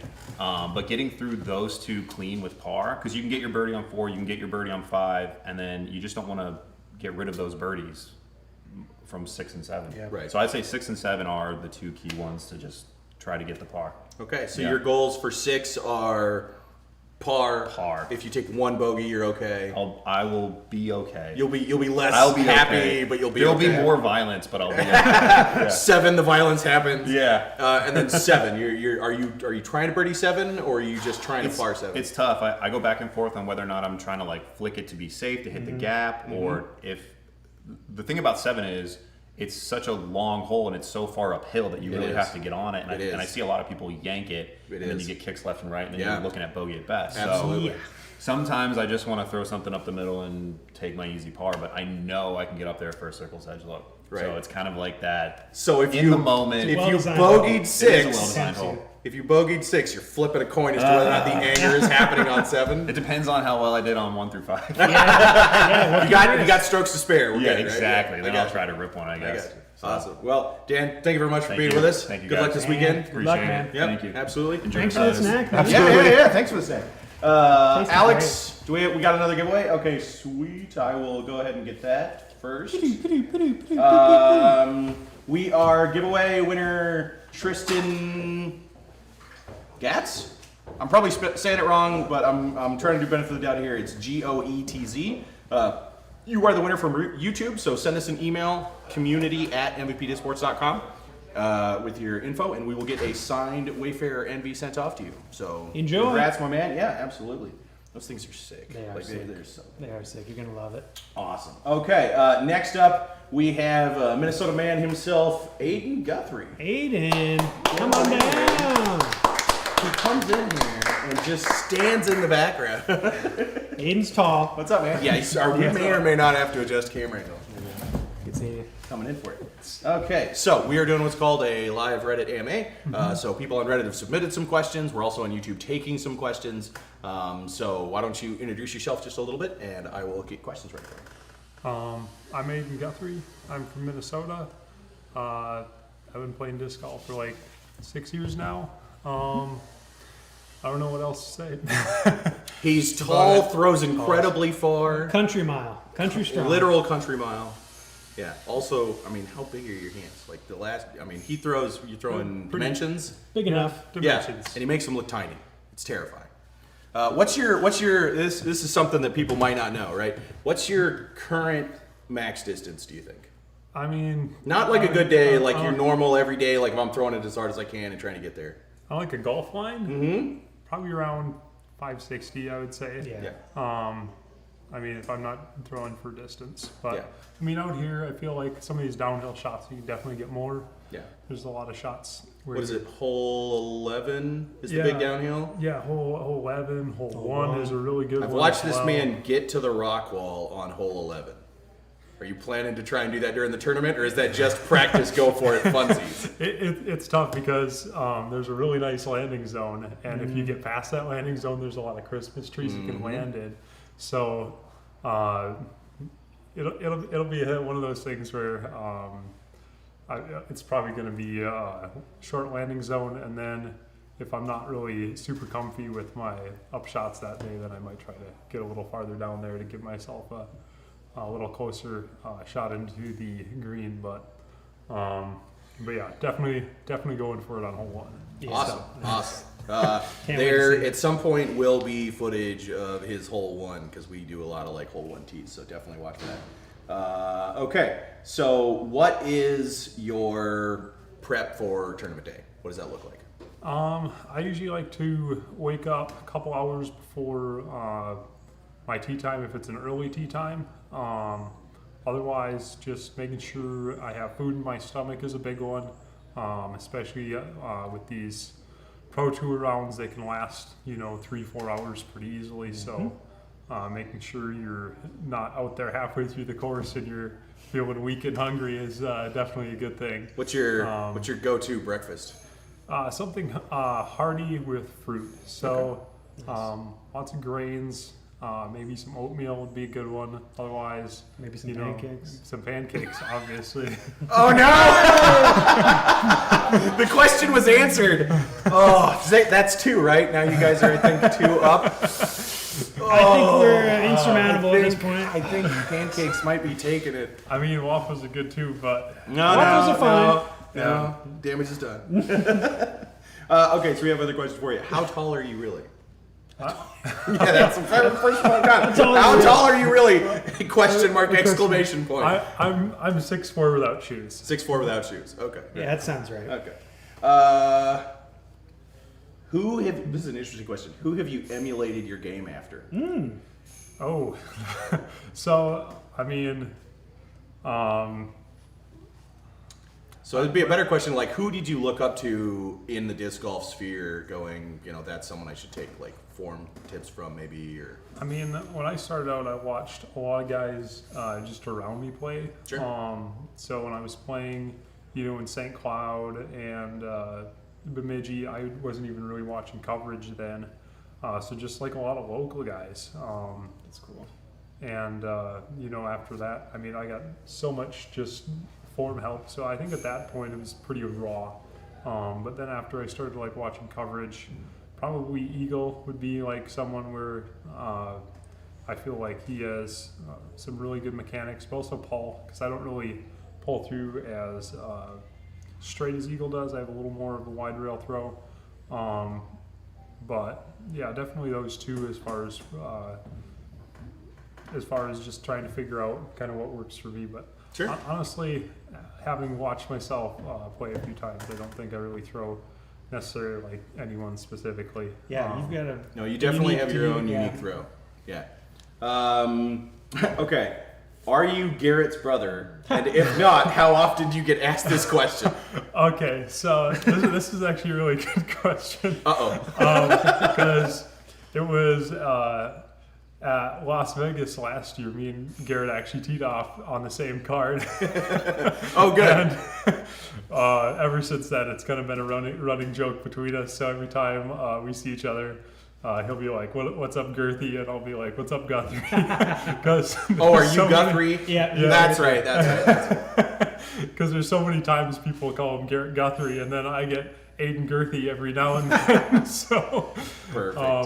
So yeah, it's definitely a little bit of a running joke between us. So perfect. That's been pretty fun. Perfect. And Garrett's so we have, do you find height can be a disadvantage when scrambling?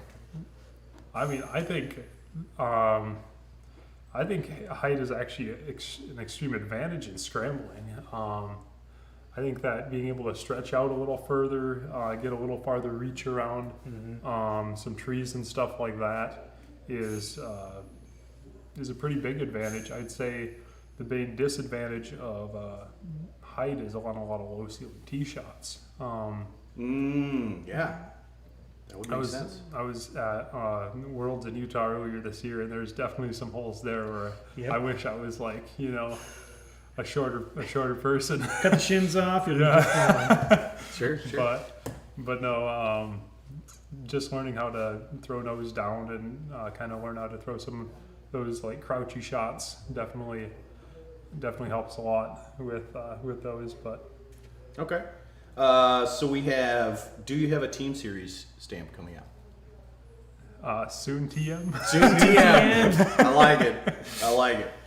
Sarah Hokom has submitted a question. Sarah, apparently from downstairs. Hi, Sarah. Getting down.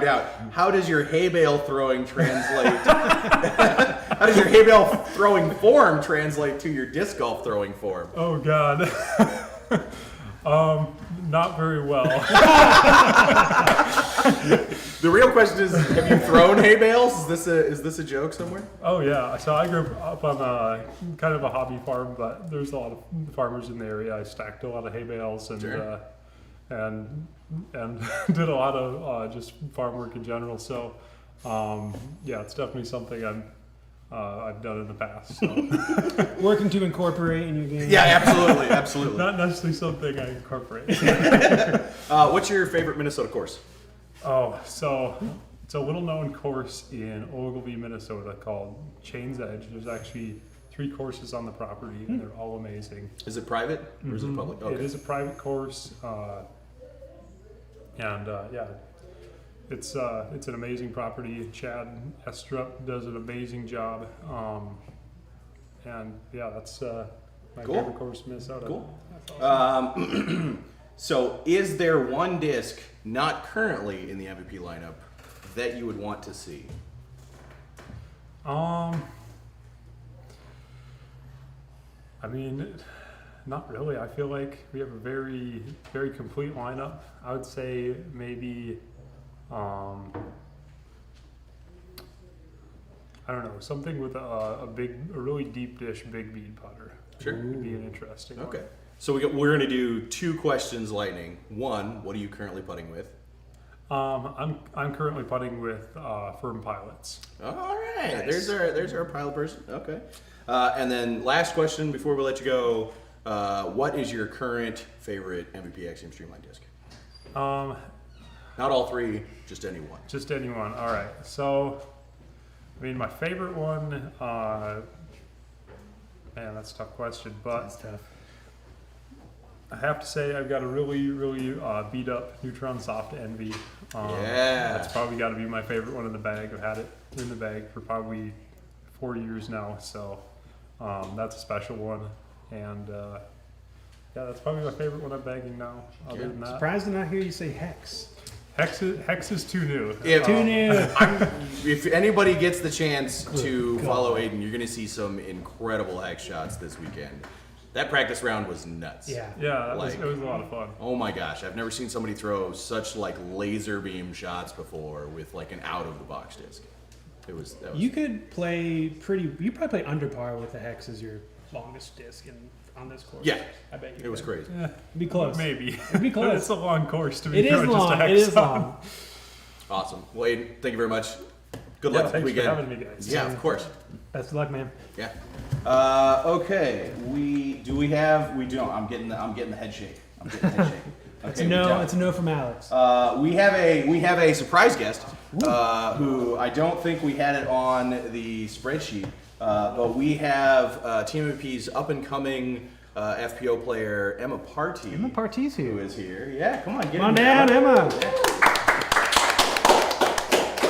Welcome to the Reddit MMA. So I had the privilege of following you at Ledgestone, and you were playing FA1, and you were doing fantastic. And there's a bunch of video up right now, I think on our Facebook and Instagram. Yeah. Emma throws with like the loudest whip crack you've ever heard, and absolutely smashes lines. Zeus-like. Yeah. So it is crazy.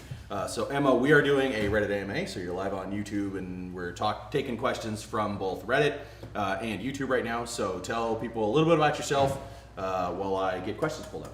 All right, my name's Emma Party. I've been sponsored by MVP for 3 years now. I'm 17, and I've been playing for a total, I think about 9 years. I've been playing since I was 8. Awesome. And shout out to Dad Party, who is over here as your caddy and mode of transportation, and Wears a lot of hats. Wears an awful lot of hats. Okay, so let's go ahead and get into it. What is your favorite place to play disc golf right now? Ooh. Like, favorite course? Sure. That's what I had to choose. Probably, I'd have to say, that's really hard. I did go down to Florida for AM Worlds, and they have a course out there. It's called Turkey Lake. It's really long and really technical, and it kind of plays towards my game, and it's one of my favorite courses. Yep. Long and technical is definitely your game. For sure. Yeah. Okay. No, we're not answering that one. So what are your goals after high school? I've already started applying to colleges, but I plan to go all online and tour for my first year, kind of get a feel of it. Awesome. Cool. So is that next year or is that 2023? 2022. 2022. So next year. Next year, yeah. Cool. Is this your last year of high school? Are you seeing? Technically, yes. Awesome. Okay, you did all the like forward credits and stuff like that? Yeah. And so once COVID hit, I switched to an all-online school, and I was able to graduate early, so I'm able to graduate in December. Awesome. Nice. Yeah, congrats. Awesome. So 2022, you're going to go on tour and try to play as much disc golf as possible. Yeah. I think this is not, here at MVP Open is not your first time on FPO, right? No, it's not. Is this it's like 4th or 5th, something like that? Third, I Third? think. Third, yeah. Are you planning on being FPO for 2022, or are you gonna kind of still figure it out?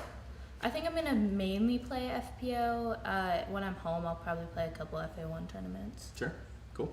All right. Well, as soon as you cash, gone. Yeah, that's it. Yep. Okay, so you actually, where it was interesting. So both times we filmed like prototype videos, you were there for both the Paradox and the Uplink. Yes. And so the question is which one are you liking the best? I'd have to say the Uplink. Because I'll mainly use it for like almost every single shot, hyzer, anhyzer, just a straight shot. The Paradox, I think it's too flippy to kind of use it. I think it's just more of a utility disc. Sure. Okay. So out here, right? Maple Hill, you're playing FPO, so a lot of big bombs, but thankfully bomb is a strength for you. What hole are you looking at that's like, I gotta tackle this hole, and this is the one that I'm gonna be focusing on, really getting through? I think we looked at 17. I've watched a couple. I haven't yet to play it, or we're playing after this, but I looked at some coverage, and hole 17 looks like it's going to be one of the most challenging holes out there, especially for me. Probably hole 1, trying to get over the water. Yeah? Is going to be a little difficult. It is. What are you throwing for hole 1 to try and get over the water? Oh yeah. I think I'm going to throw my fission photon. Ooh. Nice choice. That is an approved Yeah. choice of people trying to bomb. Awesome. Okay. Who did you look up to when you started taking disc golf seriously? What were some pros or other people? So a main, she's also on MVP, Jen Sawyer. Yeah. She's a local to my area. She kind of took me under her wing and mentored me in disc golf. But if I'm talking like big pros, probably watching like Katrina Allen, Paige Pierce, Sarah Hokom, all the big names. Kind of watching what they can do and that it is attainable. Sure. At like such a young age. Sure. So, do you have any advice? So, you're 17. Yes. You already crush. You're going to continue to crush. Do you have any advice for ladies who are struggling right now to figure out like how to make their body mechanically, right? Throw big power distance. Don't throw distance drivers. Start with your fairways, mids. Start as low as possible. Because once you get into distance drivers, I feel like, especially in women's hands, they're smaller, so it's harder to grip a distance driver. But once you learn with a fairway, it gets easier and easier to build up to that. Absolutely.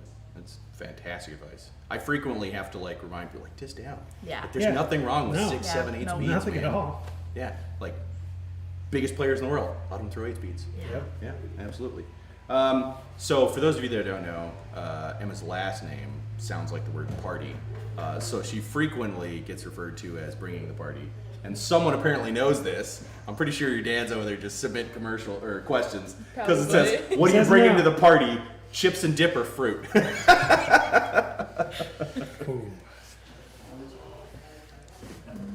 tough. I think I'd have to go with fruit. Fruit. Yeah. What's your fruit of choice? Strawberries. Yeah. Strawberries. Get behind Love strawberries. Nothing like a great. She didn't even. There was no hesitation. Strawberries. Yeah, that's true. So question: do you have any aces, and if so, how many? I have 3 aces. Woo! I have 2 kind of casual practice round aces. And then I have 1 that I just hit at Worlds. Whoa! An ace. That was my first tournament ace. What? Yeah. What a way to do a first tournament ace. Yeah. Am Worlds. Yeah. Get people on your card got dunked on, and you're just like, well, shoot. Sorry, this one's in. Right. Okay. So you're just going from the FA1 world. You're now starting to break into the FPO world.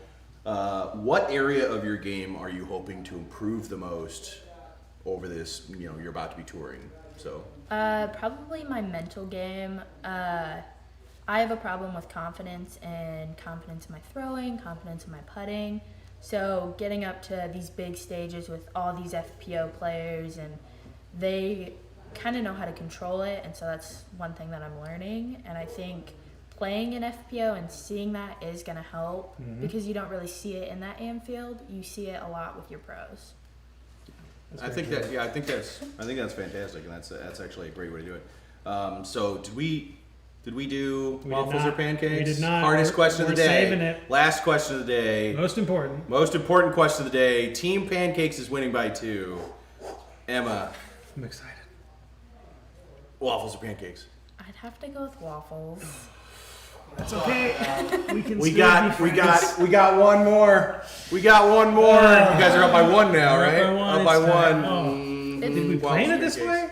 You gotta do waffles with melted peanut butter, not just like peanut butter. Melted peanut butter. Melted peanut butter, so much better. I've never done. This is honestly, I've never heard of people putting peanut butter on waffles or pancakes. Yeah. And now there's like 4 people have been like, yeah, It's peanut butter. really good. I mean, my son is watching right now. He's definitely looking at mom like, I want peanut butter, pancakes, or waffles. So you're picking waffles, son. Jonathan, you can have pancakes. It's okay. Jonathan's waffles. Thank you very much for being with us. Thank you. Good luck this weekend. I'll be out there for your tee off, so I'll be rooting on if you're. And so other people you'll be able to see on like Instagram or Facebook whether or not Emma makes it over the water. It's gonna be awesome. Absolutely. Good luck. Okay. Alex, do we have a giveaway? We do indeed have a giveaway. That is a yes. We have our last giveaway. No, maybe not. Why is this one highlighted this color? I'm very confused. It's an important one. We have a Redditor. His name is Let's_go_flyers. You have won a signed Bendy James in our Bendy last James. giveaway. Yeah, congratulations. Congratulations Let's go on your Flyers. win and not on your choice of hockey team. No, we had 2 people shake their heads. They're fine. The Flyers are Okay, so make sure you message Axiom Alex on Axiom_Alex on Reddit, and we will get our last but certainly not least person out here, the man, the myth, the wizard, beard. Justin Bilodeau. Justin. Welcome, Justin. How's it going? Bounties. How's it going? So Justin, we are doing a live Reddit AMA. So people submitted some questions earlier. We're also taking some live from YouTube. So while I'm getting your questions pulled up, why don't you tell the world a little bit about yourself? Awesome. All right. Justin Bilodeau out of Ogden, Utah now. Grew up in Southern Oregon in Medford. Been playing since I was a teenager, I guess. 1998, my brother bought his first disc.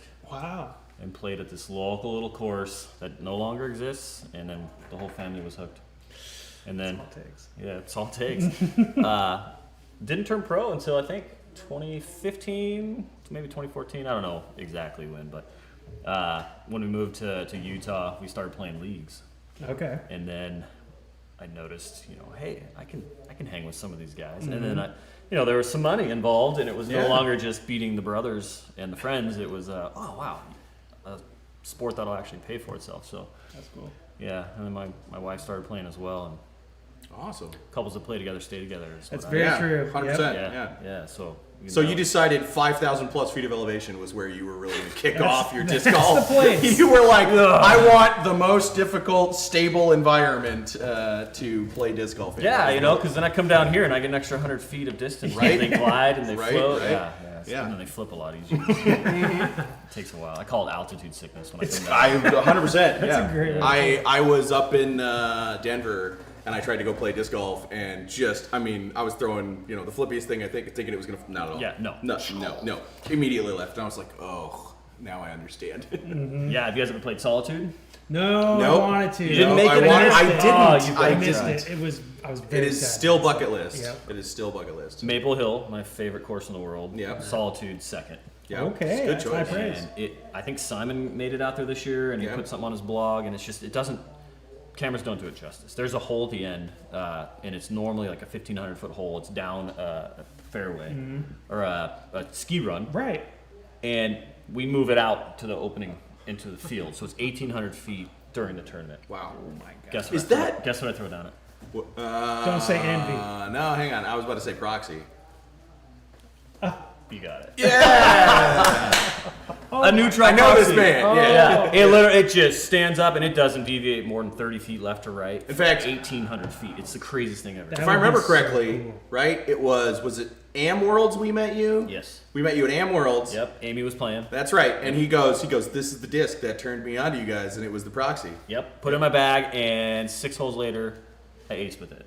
No joke. Literally. Amazing. That was the first proxy I ever owned, and then I did lose it like 3 days later. Isn't that the worst? Such is disc golf life. It never came back, absolutely. So, anyway. Absolutely. Okay, so we have some questions. We will try to get through some of them. We have user another Rai. Have you asked MVP about more beard-friendly minis? Yeah, I need to hook like 3 or 4 in there, so it's like a Christmas tree. Did you see the beginning where we were talking to James? There's like a bet going as to who can fit more minis in either their hair or their beard. And right now, last night I said my money was on you because you can tie the end of it and just stack them. Yeah, but you've seen James' hair. It's thick. I'm aware. And that's what he said. He was like, if I haven't brushed it out recently, there's a good chance it's me. That's a competition that needs to be had. It is. I feel. I told him. Arrange this. We got to film it. Yep. So DG Oko asks, when are you going to quit your lame engineering job and finally become the touring pro we all want? Let's talk about salary. Right? Guys. Yeah, exactly. I can't afford him. He's very good at his engineering. So actually, what do you do as your regular 9 to 5? So I'm a project manager, soon to be program manager, and I lead a space flight team.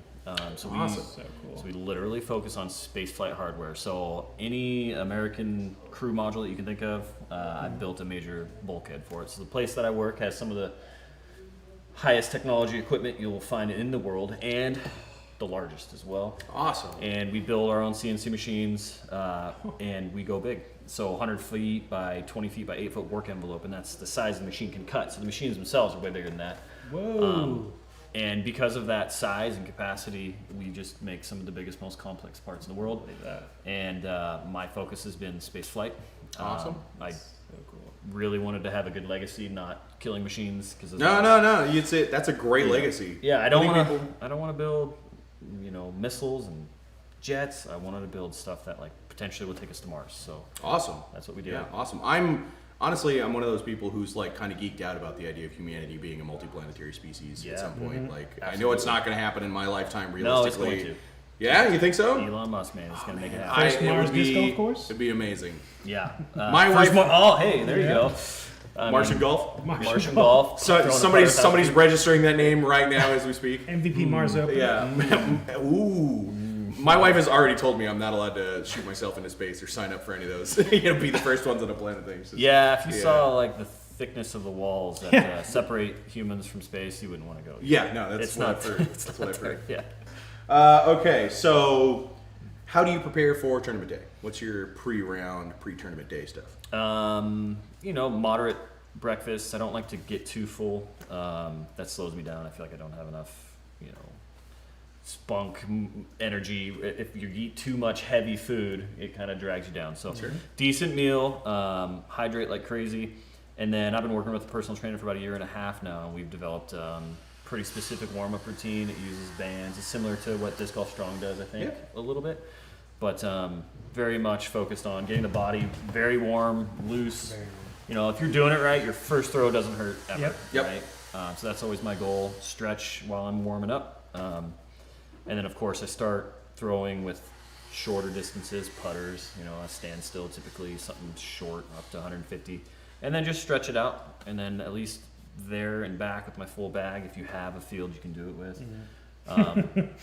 And I typically do that before putting. I don't know why, I just feel like that warms me up even more. And then on a course, you're throwing before you're driving before you putt anyway. You simulate course play, basically. Yeah, basically, just stretch it out. And then putt. Try to do that for about 15, 20. And this whole process, I'm a little slow on it. I like to take my time and get in the zone and start focusing. Because you start off, you're not honed in as much. So I like to take the time to hone in. So this whole thing takes about an hour. And putt. And then I try to finish putting 10 minutes before so that you can kind of slow down, lock in, Yeah, body's warm and ready. Yeah. And then kind of take stock of where you're at in the world, Yeah, that's good. Look around, clear the head, and then tee off. So not a good time to contemplate life and its existence. It's a great time. No, sometimes it's great. Yeah. It's a distraction As from. long as you're not thinking about disc golf. Yeah. Well, we apparently people want to get pretty existential here. People want to know, how would discs fly on Mars compared to Earth? More or less stable? Oh man, that is a good Right? question. What an interesting question. There's less gravity, but then there's also less atmosphere. Correct. I don't know. Let's go find out. Yeah, well, and also, I mean, like, dust on Mars, right? So, like, it's finer. It's finer, but I don't think the dust would play in much. Well, but would it adhere to the disc? Would it, like, end up getting, like, every time you threw, would you be picking up more of it and getting it into the plastic, right? Because it's porous. Do you think it might just end up, like, you end up with, like, a lead brick? Yeah. Right? That's what we do every night. Steve, what about the dust? I want to know because yeah, you wouldn't have as much atmosphere to hold the disc up, so the aerodynamics of the disc wouldn't really affect it as much. Nope. The spin would make more of a difference, so Correct. gyro would help a lot more. Yep. Yeah. The speed of rotation would be, like, how much inertia you give it would be very important. But then, and then the gravity wouldn't pull it down, so you'd get crazy long distance. I feel like things would actually be a little flippier. Yeah.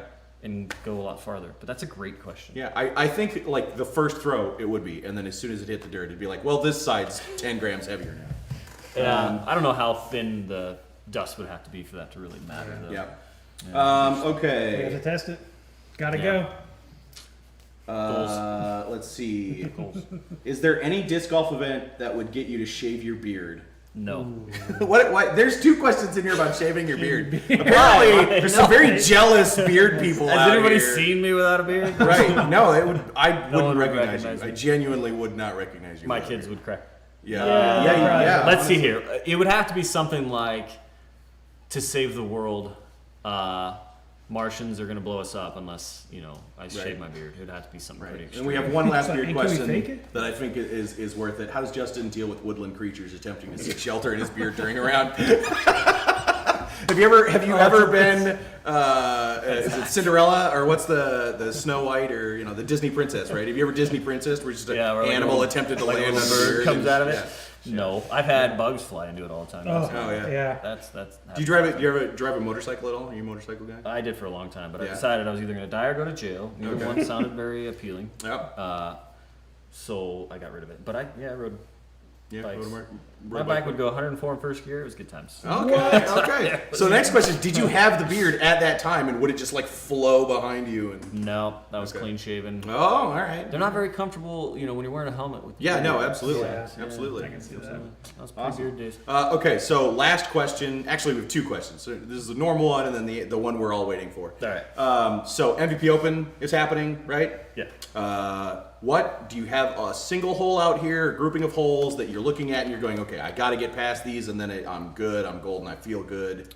Yeah, and I think most people probably said 6 and 7, right? Yeah. Okay, Yeah. so I'll skip past that because everyone knows those are treacherous. 6 being worse because it has more OB, of course. Yeah. So we're saying already 6. If you get past 6, you're having a good day. Yeah. You know what? I've lost a disc. Is it 14? Yeah, 14's the big water cliff shot. Yeah. First round, I committed a reactor and it turned over and went flat, and then lost it. Put a brand new one in. I'm like, okay, don't overcommit. And I forgot there's a pond down to the left. You'll see that on the mic'd up round. Oh, perfect. It was the most embarrassing Perfect. shot. Oh, no. Perfect. Other than my whole one shank. That pond to the left, by the way, is like just full of iron. And Yeah, it is that why the- it's red? Yeah, that's why it's bright Oh, red. okay. It's I because wanted to iron go is in. just full. Yeah. Oh my gosh. Don't go. If you're here and someone's disc goes in there, like unless you have a disc claw, like don't go in that water. It's not. How deep is it? Iron deficiency. Well, the problem is I think it's silty at the bottom. Like so it might only be like like knee length or whatever, like visibly, but I think you're just gonna sink. Well, if somebody wants to be my hero, though, go in and I've got a brand new thrown twice reactor, my 2021 stamp. Oh, Samurai, all right. it's in that pond. We'll be out there. I want one of those samurais. I brought some. sounds good. I brought some. Okay. And thanks everyone who supported me on that. I got 300 texts in a day and a half. Wow. I'm still not caught up. I mean, it's a dope stamp. Thank you. Like, it's Justin Lago. He did an amazing job. awesome. He's been. I think he's done some stuff Pro Shop before as well. Yeah, I think so. Yeah, he reached out and was like, "Hey, I got an idea," and he sent me a couple options. I was like, "That one," and we worked on that. And Absolutely. I'm stoked. And then, It's great. yeah, and then the stamping department. Thank you guys. Yeah. You Yep. did an incredible job. Ian et al. Yeah, it was really cool. Okay. Hardest question of the day. Most important question of the day. Most important We question you'll ever have. we are waffles or pancakes. Who's who? I'm not. It's not gonna affect my- I don't know who I'm butting down. Nope. Unbiased. Has been purely. He wasn't here. He was not sidelined when the question got asked earlier. Pancakes or waffles? Pancakes? Huckleberry pancakes. Did you say pancakes? Are you pancakes? Oh! Sorry, sis. No, it's fine. Pancakes win. You know, when I was younger, it was waffles. It is a child. You don't have to make me feel better. Pancakes win. Okay, awesome. We do win. What do we win? I concede to put you pancakes. Steve's making us pancakes. Oh, I am? Well, I mean, That's I need fair. you to say waffles. I'll be at the house. I'm gonna need Yeah, you to say absolutely. We'll definitely do pancakes. Pancakes Yeah, are. that would be yeah, fun. we need to get a griddle though, because I'm not Yeah. making pancakes in pans. No, you need to have a griddle. It's Outdoor too much griddle, work. preferable. Yeah, We too can make much that work. happen. Awesome. Well, Justin, thank you very much for being here. Thank you, John. Always a for bringing pleasure, your beer. sir. Appreciate it. Yeah, Yep. man. Good luck out there. We'll Yep. be rooting for you. Yeah. Yeah. Thanks for all the support, everyone, this Yeah. year. It's been amazing. Yeah. Awesome. Okay, I'm out. Yep. Peace out, Justin. Later. Okay. Oh, wait. Hi, Amy. And Lincoln. And Elon and Mom. I told him I'd do it. I had Yeah. You got anyone else? Specifically, Elon Musk. Was that No, like that? his son. Oh, okay. I mean, Gotcha, we gotcha. could say what up to He is Musk named too, after but himself. I got you. Fair. Awesome. Ugh, okay. We'll shift over here so Shift. the camera guy can have a small panic attack while I pull this laptop in frame. Okay, I think we already did our last giveaway, right? So we don't have any more giveaways. Oh, my giveaway screen's even blank. I'm not. Apparently, I'm not. they're done. They're gone. They're done. Sorry. Giveaways are done. Giveaways are gone. We've got some half. I think there's. Quarter-eaten bananas. I was gonna say, there were some questions in here that were general MVP questions. So I am going to answer a few of those. So people, if you're interested in kind of like general MVP stuff, we got just a few more minutes. I think we're over time right now, but we're fine. So we had some questions like, how do you come up with names for molds? Yes. And these are things, I mean, I've talked about these kind of in some Soon Day posts, I think once before.